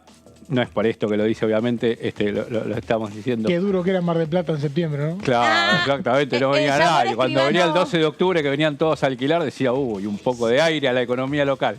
¿Te das cuenta de lo que acaba de decir Meli? No, tiene calculado a qué iban el 12 de octubre. Llamó el escribano Prato Murphy. Sí. Dijo que en septiembre del año pasado sí hubo un feriado. Un feriado. Por el tema de Cristina. Sabe todo, ¿no? Muy bien. Claro. Pero fue el día anterior, no lo podías planificar. Claro, Él está hablando de feriado que se moviliza todo. Programados, eso, pero muy bien cantando. Ahora está empardando ya. Sí. No, ganan los 2-0. Sí, está ganando. Bueno, a ver si Dice José Luis Gioja, San Juanino él, cuna de Domingo Faustino Sarmiento, el 11 de septiembre de cada año tendría que ser feriado nacional. Claro, los únicos que no trabajan son los maestros. Exactamente, son los maestros, los chicos no tienen clase. Y los papis tenemos que ir a trabajar. A los padres se les arma un pequeño problema logístico y estratégico porque hay que trabajar, pero los chicos no van a la escuela. Y los chicos de la primaria, no los chicos del secundario. Exacto. Claro, los chicos del secundario tienen libre el 21 de septiembre, que es el día de la primavera. Sí. Sí, no van al colegio y van de picnic o alguna actividad, digamos. No hay clases ese día. Es verdad. No, me estoy riendo porque el escribano Prato Murphy va entregando información. Dice que hay un día, a ver quién lo sabe, de septiembre, que no es el día del maestro, es el día del profesor. ¿Qué día? A ver. El 16. ¿16? ¡Sí, señor! Ganó. Bien. 17. Viene al galope, ¿Cómo está? No, está, con razón le pagan extra. Va subiendo un escalón, sube un escalón Alfredo, perfecto. Bueno, ahora entonces debe tener algún familiar o algo que sabe que tiene que saludar y lo tiene. Te leía vos hace 20 años, por eso. Claro. 11 de septiembre de cada año en su carácter de maestro de América, dice José Luis Gioja, que es Sarmiento, del Frente de Todos de San Juan Gioja. El proyecto fue presentado en 2017 por el ahora diputado Tomás, fallecido diputado Enrique Tomás, que es sanjuanino también, y en 2021 por el propio Gioja. No tuvieron suerte, perdieron estado parlamentario. Pasa que también hay un límite, me imagino, ¿no? Para tener una determinada cantidad de feriados. No hay límite. No, lo habíamos hablado alguna vez. Bueno, perdón, no habré estado atenta. No hay límite. No, digo... No te pelees con Fred, ya te dijo que no hay límites. No, acá hay un equipo. Es un tema muy sensible. Yo tengo una pregunta para hacerte. Antes, por si alguien no recuerda, que Sarmiento nació en San Juan, donde está el museo, y por eso lo pide Gioja. Tiene razón, porque si hay un feriado por San Martín, es justo que haya un feriado por... Ahora hay por Güemes también, que lo logró Salta. Está peleando, lo vamos a ver más adelante en las placas, Lidia Escárate por la batalla de Tucumán. Y algún otro feriado con alguna cuestión regional. De alguna manera se homenajea a Sarmiento el 11 de septiembre sin feriado. La pregunta que te iba a hacer es si vos crees que puede ser bueno para la industria turística, te pregunto como experto, que las clases empiecen en febrero o a mediados de febrero y que haya más que una vacación de invierno, o sea, una de invierno y una de primavera. La respuesta es sí, muy posible. El que sabe es él, no, nosotros chamullamos. No, yo sé. Sí. ¿Sería mejor que ahora o no? ¿O vos preferís que siga febrero Mar del Plata, donde hay una demanda un poco porque además la semana de recreo en general, cuando solamente en colegios ingleses es en septiembre, y es muy buena, porque está bien, es gente de alto poder adquisitivo, pues son los que mandan a sus hijos a colegio inglés. Como él, por ejemplo. No. Hay gente de poder adquisitivo y gente de bueno, pero media. En términos generales es gente que, digamos, tiene un nivel de vida que puede irse esa semana en septiembre a algún como lado. Fred, digamos. Sería así. Claro. Entonces, y si en septiembre vos no tenés feriados, o sea, está bueno porque moves un mes donde la temperatura es muy, muy buena, por lo menos dentro del país. Está bueno, sí, ese turismo. Pero ¿se habla en Mar del Plata de eso? Que no movés tanto septiembre dentro del país. ¿Son muy conservadores?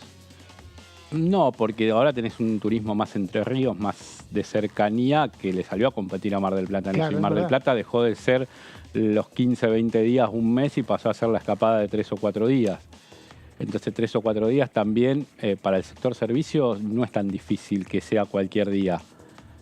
con esto del home office, trabajando viernes, lunes, desde tu casa, o sea, se está dando mucho esa tendencia. Eso es interesante, eso es nuevo. Sí, en la tendencia en la costa sobre todo, y en lo que es cercanía de turismo, ¿no? Irte a Salta o a Ushuaia, que te demanda más tiempo.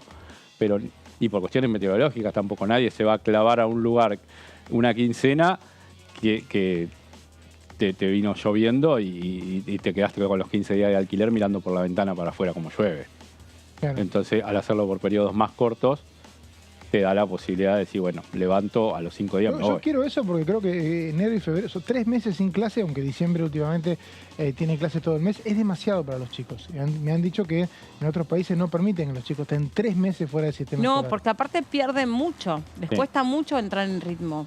Y si es porque es todo culpa de él que pasa eso, de la industria turística que él representa, digo, si se podría hablar de la industria turística para cambiar febrero por diferentes semanas del año. Charlémoslo. Sí, puede ser. Se puede hacer algún proyecto. Hay diputados que... ¿Algún contacto te queda? Están trabajando por el... No. ¿Ya no? Está cada vez más concentrado. Está cada vez más concentrado el sector turístico.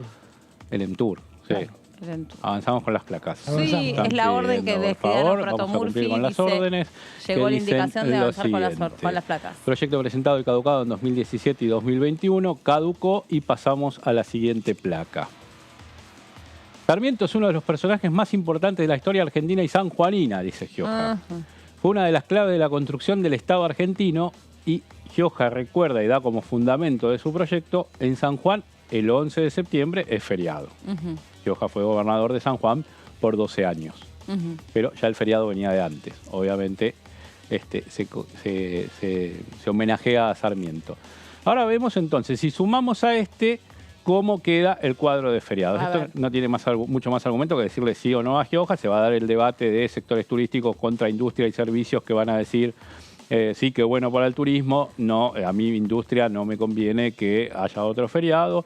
A mi empleador no me conviene que haya otro feriado. Es una fecha donde también se compra, también se mueve la industria del calzado y la indumentaria, porque es la fecha donde le regalás a los maestros. O sea que yo no sé cuánto se quejan realmente los industriales. O Hardy, soy sincero. Un día más, ¿cuántos días se pierden por Nos vamos a 18, nos estamos yendo a 18 ya. Pero se pierden por temas menores, ¿cuántos días? Sí, habíamos hablado que totalmente. También cuando sale el debate se dice, no, Argentina es uno de los países que más tiene. No, falso, Argentina no es exactamente falso. Ni siquiera en América Latina. Falso de toda falsedad. Falso de toda falsedad. Los países caribeños tienen un poco más. En Europa hay países desarrollados que tienen también 17, 18 feriados, entonces no es ese un argumento. Casi Alemania todos, habíamos visto que tenía. España. Alemania habíamos visto que teníamos. Y, creo que Inglaterra tiene muchos feriados. Sí, Inglaterra también en una tablita que habíamos hecho. Feriados nacionales trasladables hasta ahora. Gioja por lo pronto pide que sea feriado nacional, no pretende que sea fijo, lo pone ahí, el día de mañana peleará como peleó por el 17 de agosto para que sea inamovible. Por ahora Gioja dice que sea feriado nacional, después en el debate se verá si logra colar que no sea trasladable. 17 de junio, fallecimiento del general Martín Miguel de Güemes. Está desde hace 4 o 5 años, lo habíamos visto. Lo disputaron mucho y lo lograron representantes de la provincia de Salta, donde Güemes es caudillo de esa provincia. 12 de octubre, Día del Respeto a la Diversidad Cultural, ex Día de la Raza, cuando éramos chicos, que tiene que ver con la llegada de los españoles a América. 20 de noviembre, Día de la Soberanía Nacional, también nuevo feriado desde hace pocos años que tiene que ver con la vuelta de obligado. Estos 3 feriados son trasladables, se pasan para el lunes siguiente, según en qué día caigan. Pero son 3 trasladables por año y cada año se eligen nuevos, ¿o no? No, son 3 puentes turísticos. 3 puentes, tenés razón, perdón. No me confunda puente turístico con trasladable. Disculpa. Claro. Sí. O sea, un feriado puente puede ser el 10 de julio. Todo, La ley. Claro. La ley. No, un feriado puente, le explico a Mauri, porque por ahí no lo terminó de comprender. Te pido perdón, estoy diciendo que me equivoqué. Claro, no, por eso. Qué atrevido. No, pero le explico. Porque, está bien, es un tema sensible para él. Claro. Lo criaron ahí. 9 de julio cae jueves, el Poder Ejecutivo puede decir que el viernes 10 de julio es feriado puente, porque el 9 de julio es inamovible. Una ley de este Congreso del año 2016. 3 puentes. 3 puentes, exactamente, una ley de este Congreso de 2016. Después dicen que la construcción no se activa. 3 puentes tenés. Mauricio Macri lo había bajado a 2. en su gobierno por un decreto, después volvieron a 3. Ahí tenés esto, otra vez Mauricio Macri en los fundamentos de aquel decreto y Cambiemos en ese momento Todos los gobierno. amigos de Leo, las cámaras turísticas. Claro, por el fundamento de la industria, si hacemos puente jueves y viernes, el sábado que las industrias abren por lo menos mediodía, queda discontinuada la producción de la fábrica, hay que apagar la máquina. Ese argumento... Sí, lo que te cuesta ahí es la típica tensión, esto, lo que hablábamos recién. Cómo le pagás a tus empleados si los querés tener trabajando. Ese yo creo que es más problema. Sí, eso también. Más que si producen más o menos, yo creo que el problema es el costo salarial. El costo salarial. Si alguien tiene que producir, sobre todo horas las máquinas. extras, que es lo primero que se corta cuando alguien está justo. Claro. Las máquinas que no pueden apagar, tenés que pagar lo que es seguro. Si es feriado, tenés que pagar un extra. Claro, exactamente. Ahí entra la disyuntiva, se paga o no se paga el feriado, da la cuenta o no da la cuenta, entonces se decide qué se hace. Estamos en vísperas del día no laborable del año, que es el Jueves Santo, que acá teníamos algunos ejemplos de lo que se hace según la empresa, según la industria, según el sector. La tenemos acá en la pantalla de Diputados TV. No, Diputados TV no. Bueno, dijo, me toca trabajar. Me toca trabajar, yo digo, bueno, voy a prender el televisor a las 2. Pero podés prender el televisor, pero voy a estar un poco más tarde en otra señal. Bueno, después me pasa el dato en qué, Por supuesto. qué señal la veo.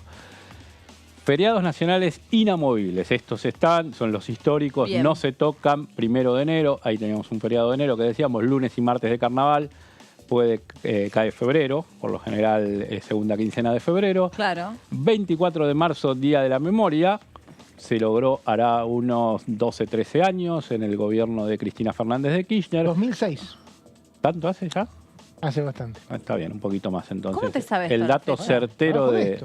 No, el dato yo certero también de- trabajo de esto, pero no me sé ninguna fecha. Yo trabajo de la memoria. Claro, Los trabajo años, certero. no me acuerdo ¿Y qué nada. quiso hacer el macrismo con el Día de la Memoria? ¿Qué quiso hacer? No recuerda ya, le falló la memoria. Capaz que nunca lo supe, no sé. Claro, quiso decir que sea móvil, que sea trasladable.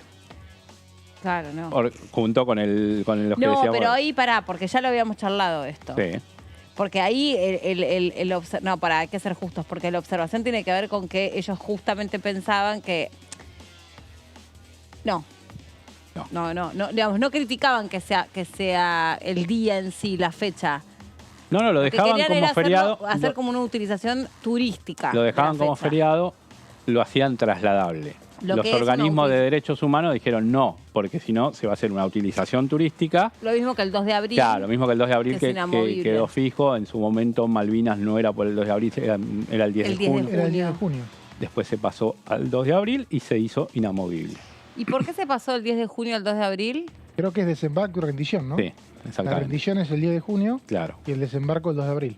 Se hizo el día más simbólico para Argentina, que era el 2 de abril. El 10 de abril está diciendo perdimos la guerra. Claro. Lo que hicimos el 2 de abril, mejor tampoco comentarlo, como Sí, dijo el diputado Lombardi el otro día, ¿no? Claro, Porque exactamente. a veces Claro. por eso la memoria Tampoco es histórica que tiene que ser completa. Sí, tal cual. Sí. Sí. Estoy de acuerdo. Bueno, qué sé yo, en ese No en ese caso digo también porque algunos te dicen Día de la Memoria el 24 de marzo, que también es un día negativo. Yo también hubiera puesto el regreso a la democracia. Yo pondría el 10 de diciembre. Creo que lo hemos hablado o coincidimos. Creo que coincidimos telepáticamente. Coincidimos en no tantos recuerdo haber temas. tenido esa conversación entre nosotros. Exactamente. No significa que no haya existido. Hemos hablado de muchas cosas, pero de eso no. Es cierto. 10 de diciembre me gusta más por allí que 24 de marzo, si me preguntan mi opinión y si les interesa. Yo creo que les interesa, pero no la van a tener en cuenta. Acá Fredes propone... No, yo estoy de acuerdo que sea el 10 de diciembre. Se suma. Claro, se suma sobre todo cantando. porque en este momento lo que hay en el mundo es una reivindicación de la democracia. En realidad la democracia empezó a estar en peligro, cosa que no lo estaba en 2006. Y para reivindicar la democracia te sirve el 10 de diciembre, no te sirve el 24 de marzo. Claro.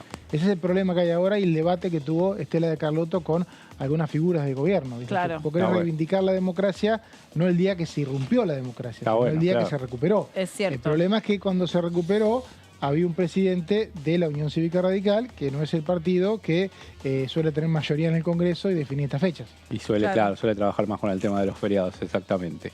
Buen dato ese, Viernes Santo, el próximo viernes, feriado inamovible como cada año, el Viernes Santo de la semana de Pascua. Seguimos con los feriados nacionales inamovibles, 2 de abril, Malvinas, 1 de mayo, día feriado internacional, Día del Trabajo, 25 de mayo, Revolución de Mayo, una de las dos principales fechas patrias de la Argentina. El 20 de junio, Día de la Bandera, logró ser inamovible hace pocos años. Había esta disputa a ver quién llegaba primero, Belgrano o San Martín. Llegó primero Belgrano a ser inamovible su feriado. Lo logró San Martín a fin del año pasado, ser inamovible también el 17 de agosto. Se festeja la bandera y no se festeja Belgrano, una cosa rarísima. También, Día de la otra bandera, cosa. digamos. Bueno, pero ahí no me parece mal, porque en realidad, digamos, a propósito de esa efeméride, sí recapitulás un poco el legado de Belgrano y de todas las personas que acompañaron. Pero a mí en la escuela, yo siempre te dije, me dijeron, Belgrano creó la bandera, me enteré grande todo lo otro. Bueno, me contaban que era un general. Crear la creó una mujer, crear. Encima, también Claro. me mintieron, ¿ves? Claro. Y San Martín, bueno, también está ese debate de San Martín, el fallecimiento o San Martín, alguna de las gestas que tuvo. Si vos podés ubicar en algún día preciso el cruce de los Andes, que obviamente que duró meses, o la batalla de San Lorenzo, o alguna gesta de San Martín que sea más de revalorizar. Claro. La batalla de San Lorenzo, ojo que se festeja en San Lorenzo. El año pasado se hizo un acto en donde estuvo el ministro de Defensa, Jorge Bueno, Tayana. eso después también suele suceder, ¿no? Que en cada lugar, como por ejemplo, siempre en Salta se conmemoró al general Güemes, Claro. y después tardó mucho tiempo a nivel nacional de recordar porque según donde hayas vivido, recuperás determinados Claro, héroes. exactamente, Es así. Exactamente. Yapeyú también por San Martín. Tiene una fuerte impronta, Corrientes. la provincia de Corrientes. Seguimos con los feriados. Después del 20 de junio, inamovible. Pasamos a la siguiente placa y el 9 de julio. Con los feriados, Te digo, Meli, por si querés hacer algo Que le antes. meta nomás. Claro, el 9 de julio continúa el Día de la Independencia, decíamos, dos de los feriados patrios más importantes junto con el 25 de mayo. 17 de agosto, paso a la inmortalidad del general San Martín, lo logró a fin del año pasado José Luis Gioja con un proyecto de ley que dijo basta que el día de San Martín se traslade a un lunes, a un viernes, que sea el día que es, y recordemos al general José Luis Gioja, que participa de una especie de simulacro o revivir el cruce de los Andes desde San Juan. De San Juan, claro. Lo ha hecho muchas veces como gobernador. Ahora su estado de salud por allí no se lo permite, pero dejó ese acto cada verano que se hace desde San Juan a Chile. El 8 de diciembre, Día de la Virgen, también feriado inamovible. Y el último del año, el 25 de diciembre, que es Navidad.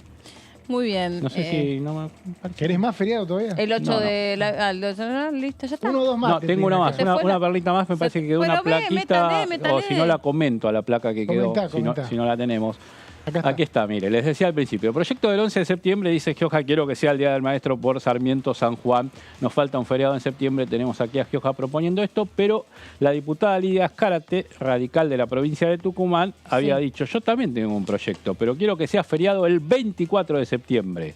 O sea que si se aprueban los dos, tenemos 11 y 24 de septiembre como feriados. ¿Por qué tema la diputada Azcárate? Por el aniversario de la batalla de Tucumán. Entonces ahí tenemos en disputa, en carpeta, en el temario de los legisladores, en la Comisión de Legislación General, dos feriados para septiembre que están propuestos. Exactamente, que están propuestos y que esperan su sanción a ver qué van a hacer los legisladores con esto. El lobista de los feriados, Leo. Muy bien. Nos llama Lourdes con el móvil. Hola Lourdes, ¿cómo andás? Hola Meli, ¿cómo va? Bueno, saludarlos por supuesto a ustedes allí en el piso. Sí, los estoy escuchando.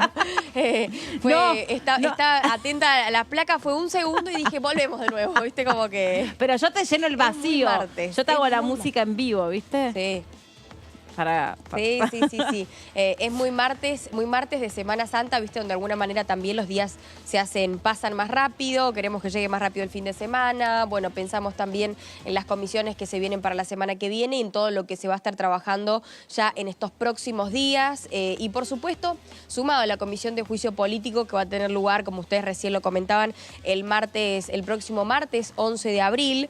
Esto también es muy importante pensando en este juicio a los integrantes de la Corte Suprema de Justicia, según lo que establece el artículo 53 de la Constitución Nacional. A las 17 horas, también el próximo martes, se agregó una nueva comisión en la Sala 2 del Anexo C, Acción Social y Salud Pública, para hablar un tema que es muy importante y que también se ha trabajado en lo que es la última Asamblea Mundial de la Salud, organizado por la Organización Mundial de la Salud, que tiene que ver con la seguridad del paciente y establecer el 17 de septiembre como el Día Mundial de la Seguridad del Paciente. paciente. Digo, hay un montón de causales, los procedimientos, por ahí la misma atención, bueno, algún tipo de productos que puede, el sistema de salud en general, que puede llegar a afectar a la seguridad del paciente, son muchos, pero lo que sí se está intentando es reducir y evitar el daño, evitar las lesiones, ¿no? Esto es un tema que se viene trabajando hace mucho tiempo, que es motivo de debate también por parte de la Organización Mundial de la Salud y de las diferentes entidades. Es por eso que van a estar contando con la presencia de invitados que informarán sobre la temática de seguridad del paciente. A continuación también se recibirán expositores que darán su opinión especializada sobre evaluación de tecnologías sanitarias. ¿Sí? Recordemos que hace muy poquito, como un tema no menor, se aprobó lo que es las modificaciones del artículo 23 y 45 de la Ley de Sangre Humana, para decirles algunos de los temas que tuvo dictamen también en la Comisión de Salud Pública y Acción Social, pero en este caso va a ser una reunión netamente informativa hablando de la seguridad del paciente, entre otros temas también. Muy bien, entonces son 2 comisiones las que están previstas y recién Leo agregaba una, Lu, que va a ser el viernes con el tema de... Viernes 21, ¿eh? No se entusiasmen con que sea este viernes ni el otro. No. Este viernes es feriado. Ya. Claro, este viernes es feriado. Este viernes hacemos una búsqueda de huevitos de Pascua por todo el anexo, no se lo pierdan. Caro los huevos de Pascua, ¿eh? Sí, tan caro. ¿Alguien compró? ¿Vos compraste, Lourdes, huevitos de Pascua?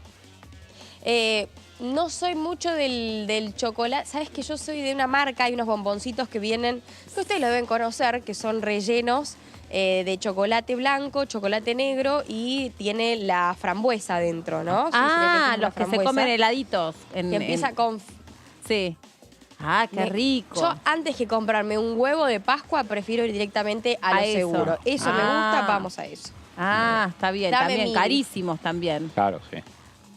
Sí. Y bueno, pero es un gusto. Hoy que no está caro, aprovechamos un gustito, un lujito, ¿no? No se puede comer carne. Hay que aprovechar. Semana Santa, también, el católico no come carne, católicos, o sea que claro. tienes la posibilidad de sacarte las ganas con el chocolate. Los judíos, digamos, respetan también, es que tiene la misma simbología prácticamente, pero tienen otras tradiciones respecto a la comida. Claro, te sacaban la gana con el chocolate. No te dejaban comer asado. Igual, me encanta esta etapa del año porque se come mucho más saludable, digo, más allá del tema de la carne, que no solamente por ahí puede llegar a herir afectar a la salud, ¿no? Para sí. aquellos que son hipertensos, ¿no? Hay que tener cuidado con la grasa y demás, pero además es un poquito más costoso. Acá me están haciendo caras como diciendo, dale, si querés comer un costillar, sí, la verdad que sí, pero bueno, vamos a seguir lo que establece la religión. Sí, ¿Vos respetás eso? ¿No comes carne? Listo. Soy creyente, pero no soy practicante, honestamente, por lo tanto trato de cuidarme. Sí le meto mucha verdura en esa época, mucha verdura, más que comer el pescado. Sí, mucha verdura, alguna... El pescado está carísimo. Un rapo, el precio del pescado. No, el pescado, la especulación con el pescado en Semana Santa. El precio del pescado. Comer es caro. Yo hice una compra a la pescadería y me sacaron un riñón. O sea, hoy vine a trabajar con un riñón menos. Te vi sostenerte. ¿Pero qué compraste? ¿Qué compraste? Meli, no compres pescado en Semana Santa. Salmón, tenés que saberlo. No, salmón está 10.000 pesos el kilo. 10.000 pesos el kilo. Olvídate. Aparte, en mi casa, habitada por adolescentes, escúchame, dice así, son monos relojeros mis hijos, ¿entendés? Te sacaron la billetera, sacaron todo en un minuto. No. ¿Qué nuestro columnista sin micrófono qué dice? Hay buenas ofertas en un lugar... ¿Cómo lo escuché? No, claro, porque es un columnista sin micrófono, Lourdes. Es un columnista que innovamos, en este segmento trabaja solamente como columnista, si no es camarógrafo él. Pero va apuntando, está muy atento al contenido. Dice, hay muy buenas ofertas en un lugar y se hace el enigmático, pero decís, ¿en cuál? 10 kilos, 11.000 pesos. Dale, ¿dónde? Decís ya. Supermercado. Una locura. ¿Salmón o merluza? No, merluza. ¿Cómo dice? Hoy compré ahí. Bueno, se los comentamos. Aparte voy a cerrar un canje ya a esta altura. Con están por devoto también, ¿no? Pescaderías Mellino, son mayoristas. Pescadería Mellino con doble Pero en la vuelta legislativa, la Comisión de Intereses Marítimos está laburando en varios proyectos para incentivar el consumo de carne, de pescado en Argentina, que es muy bajo porque no hay cadena de frío para trasladar sobre todo las variantes de río. Claro, exactamente. Sí, tenemos esa falencia. Muy aburrido el comentario que hice, pero bueno. Hay que aprovechar. No, es importante. Hay poca oferta. Estamos Tenemos acá un mar para... enorme y hay poca oferta. Estamos mar acá y río. para no, brindar, no mucha gente sabe de la cadena de frío de alimenticia del país, digo. Y no, es es verdad. importante que Mauricio nos aporte ese dato. No, Vos también sabés de pesca. Sabés de pesca y de turismo. ¿A dónde se va? ¿A Se dónde levanta va? y sigue Se levanta y hablando. se va. Ese piensa que está en la oficina, en su oficina. Mira, Lourdes, acá se dan escenas insólitas. Yo no sé si en el programa de Embón pasan estas cosas, no creo. Ya, Estas no creo, pasarán otras. Ahí está. ¿Quién está? No, digo eso, exactamente. Ahí estamos con este tema, sí, terminando. Huevo de Pascua no, carne no comemos. Pescado está carísimo, no. salvo si compramos los sábados, a donde dice acá nuestro compañero. Bueno, en fin, Lu, nos despedimos, nos reencontramos en algún otro momento. Nos vamos a estar encontrando seguramente con mucha más información parlamentaria, ya pensando en la semana que viene, por razones obvias, donde los diputados, recién pasó el diputado Eduardo Valdés, que bueno, obviamente... pensé que pasaba Tailade. Que siempre pasa Tailade cuando estamos al aire nosotros. Y hay que taclear a Tailade, es complicado. Tailade es nuestro amuleto de la suerte, ¿viste? No, siempre que hay móvil, siempre pasa Capaz que Tailade ya se dio cuenta y pasa por atrás de la cámara ahora. Sí, el diputado Valdés, sí, me lo cruzo mucho el diputado Valdés, es verdad. Porque debe tener el despacho ahí cerca, el diputado Valdés. Sí, seguramente. Sí, bueno, que por ahí pasan todos. Claro, por ahí pasan casi todos, sí. Bueno, pero a esta hora, digo, porque yo qué sé qué hace. Yo hay otros diputados que no me los cruzo. No, porque hay otros que tienen en el Palacio, digo, por eso digo casi todos, y por eso vos bien decís, Meli, que pueden pasar por ahí. Algún tipo de actividad. Puede salvo ser. los más importantes o los principales que están en el Palacio. Que tenga que... Eso puede hablando ser. de la Comisión de Recursos, hablando de la Comisión de Exteriores precisamente, no. Está lo que es el Grupo Parlamentario de Amistad con la República de Corea también la semana que viene, el próximo viernes 21 de abril, de Relaciones Exteriores, perdón, no me salía ahí la palabra, no era Recursos Naturales, en el Salón de Elia Parodi, así que también, bueno, eso que tiene que ver un poco con las relaciones exteriores interparlamentarias que establece esta Casa de las Leyes. Muy bien, señora. Bueno, Lu, un saludo. Gracias. Un placer. Hasta la próxima. Chau, chau. Chau, chau.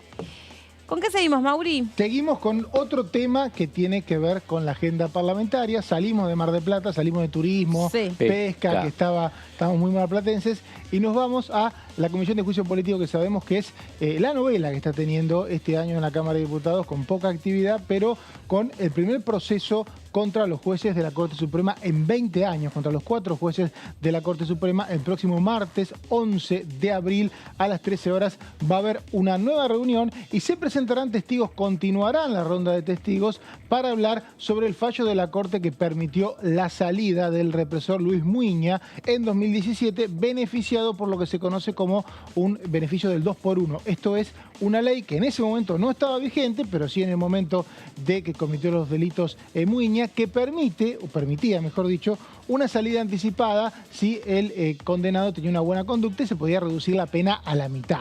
Esto se está investigando porque para el gobierno esa ley tuvo alguna incidencia del entonces Poder Ejecutivo de Mauricio Macri y por lo tanto quiere saber si es una de las causales de un posible juicio político a los magistrados. Digo posible porque lo que se está haciendo, recordemos ahora, no es un juicio, sino un proceso de acusación.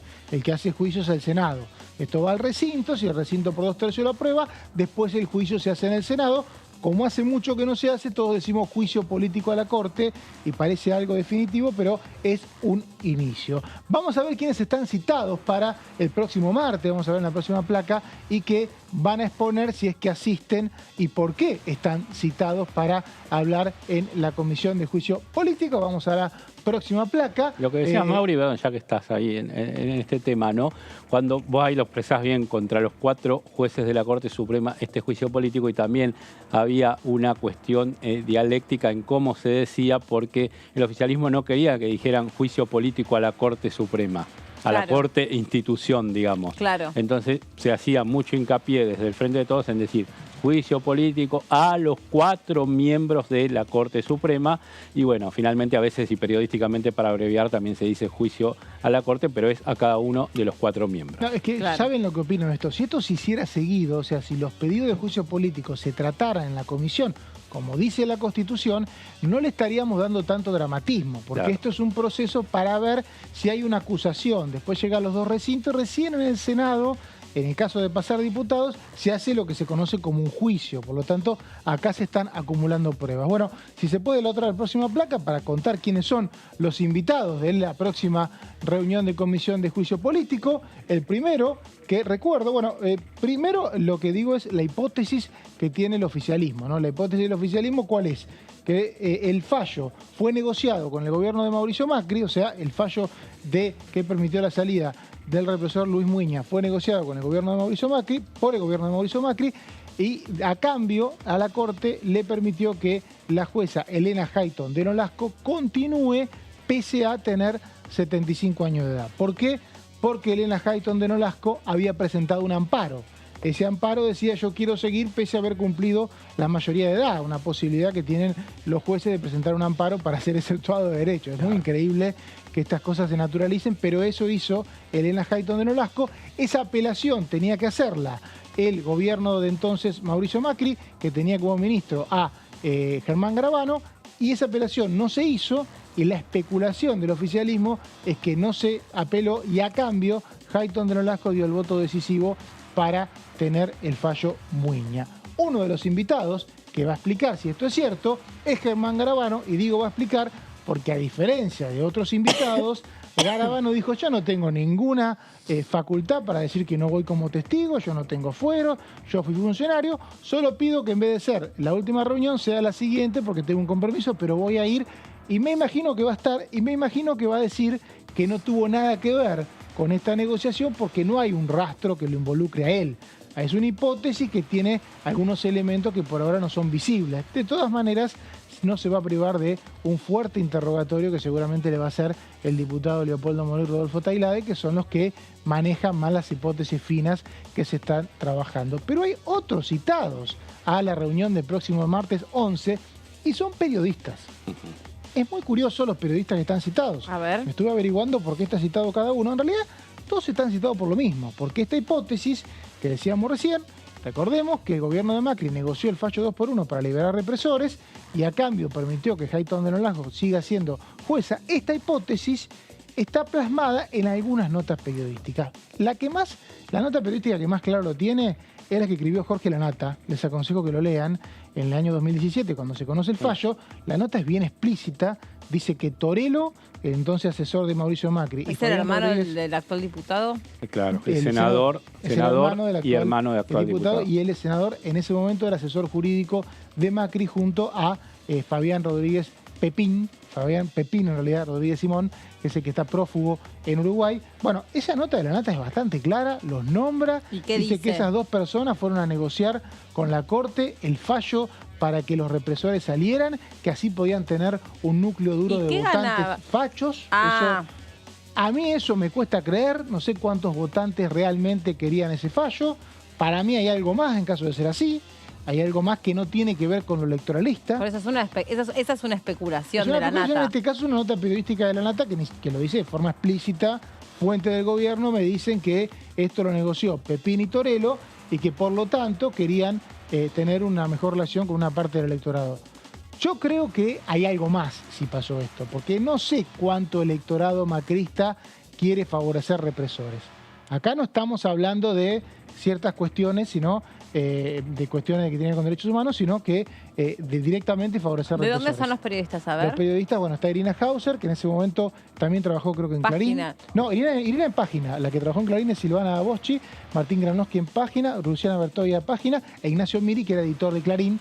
Creo que también hubo una nota de Julio Blanc, que parecida a la Nata, fallecido periodista de Clarín. Todavía no sabemos si van a venir, pero el tema... Bueno, no pueden negarse a venir. Bueno, hay varios que no han venido y todavía no fue la fuerza pública como permite. Pasa que acá los comisión. periodistas vienen y van a decir, no sé, me reservo el secreto profesional. Imagino. Chau, y estás amparado, no estás obligado a... Me sorprende que no hayan citado a la Nata cuando fue quien más explícito hizo esta hipótesis en su nota. Capaz lo citarán. Capaz lo citarán después, vaya a saber. O le van a preguntar mucho al editor de Clarín, Ignacio Miri, sobre lo que haga la Nata. Se me ocurre. También. Pero bueno, Eso veremos el martes siguiente. Sigamos cómo tenemos, que ya declararon, recordemos, Gladys Cuervo, víctima de la represión de Muiña, Zulma Chester, hija de la víctima de represión, y Horacio Díez, que es su procurador de Tesoro. La Procuración de Tesoro es la que maneja los juicios y explicaba la apelación o no apelación por el caso de Elena Hayton de Nolasco. ¿Manejan los juicios en qué sentido su procurador? La Procuración de Tesoro es la que representa al Estado como abogado del Estado, ¿no? Cuando hay juicios. En este caso hablaba justamente de la apelación por el tema de Hayton de Nolasco. Habló cuando vino acá y también sabemos que esto va a continuar con la posibilidad en las próximas semanas de... hubo más expositores, estuvo María de los Ángeles Ramos de la Procuraduría de Crímenes contra la Humanidad, contra delitos contra la lesa humanidad. También estuvo declarando Federico Morgenstein, que es vocal, es asesor, en realidad es el que asesora en temas penales al juez Carlos Rosenkrantz y es quien defendió el fallo 2x1 y quien tuvo que someterse a un duro interrogatorio, y Sebastián Elías de la vocalía también de Carlos Rosenkrantz, que votó por el 2x1 a represores, aún después de una ley de la Corte, de una ley de este Congreso en 2017 que lo declaraba inhabilitado a el 2x1 para los represores. Aún así, insistió Rosenkrantz. Recordemos, para las próximas semanas se viene el debate de la cautelar por la coparticipación. Están invitados, por lo menos en lo que se anunció hasta ahora, invitados el Procurador de Tesoro, el Procurador, el nombrado por este gobierno, que es Carlos Zanini. Está invitado también Jorge Capitanich, gobernador de Chaco, y, si mal no recuerdo, el ministro del Interior, Eduardo Guado de Pedro. Gracias, Mauri. Bueno, ya llegamos al final nosotros, así que Mau, si querés, acércate para la despedida. Bueno, Leo, te veo Nos vemos la semana próxima. Exactamente. Bueno, Martes, interesante, ya hemos aprendido mucho sobre historia a través de las columnas de Leo. Sí, historia de feriados. Por eso, las efemérides nos ayudan a repasar nuestra historia. Cada día. Yo, si no sé cuándo es un feriado, ahora mal escribo. Sí, obvio. Cualquier cosa apuntamos a él. Bueno, Mauri, también gracias. Nos vemos esta semana, ya no nos vemos. No nos vemos. Nos vemos la semana próxima. Con ustedes sí, obvio que sí. Con ustedes sí nos vemos mañana a las 2 de la tarde aquí en la segunda edición. Se quedan, por supuesto, porque ya queda el análisis. No, los dejo con el análisis. Nos vemos mañana mejor y ya me callo. Chau, que estén bien.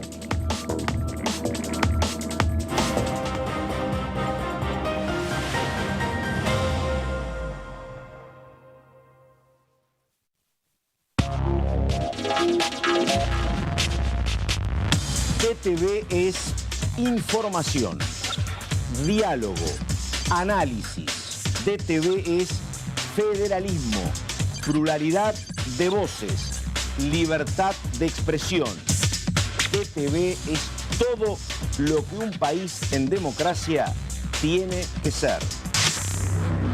DTV es tu voz en el Congreso. Este 2023 seguí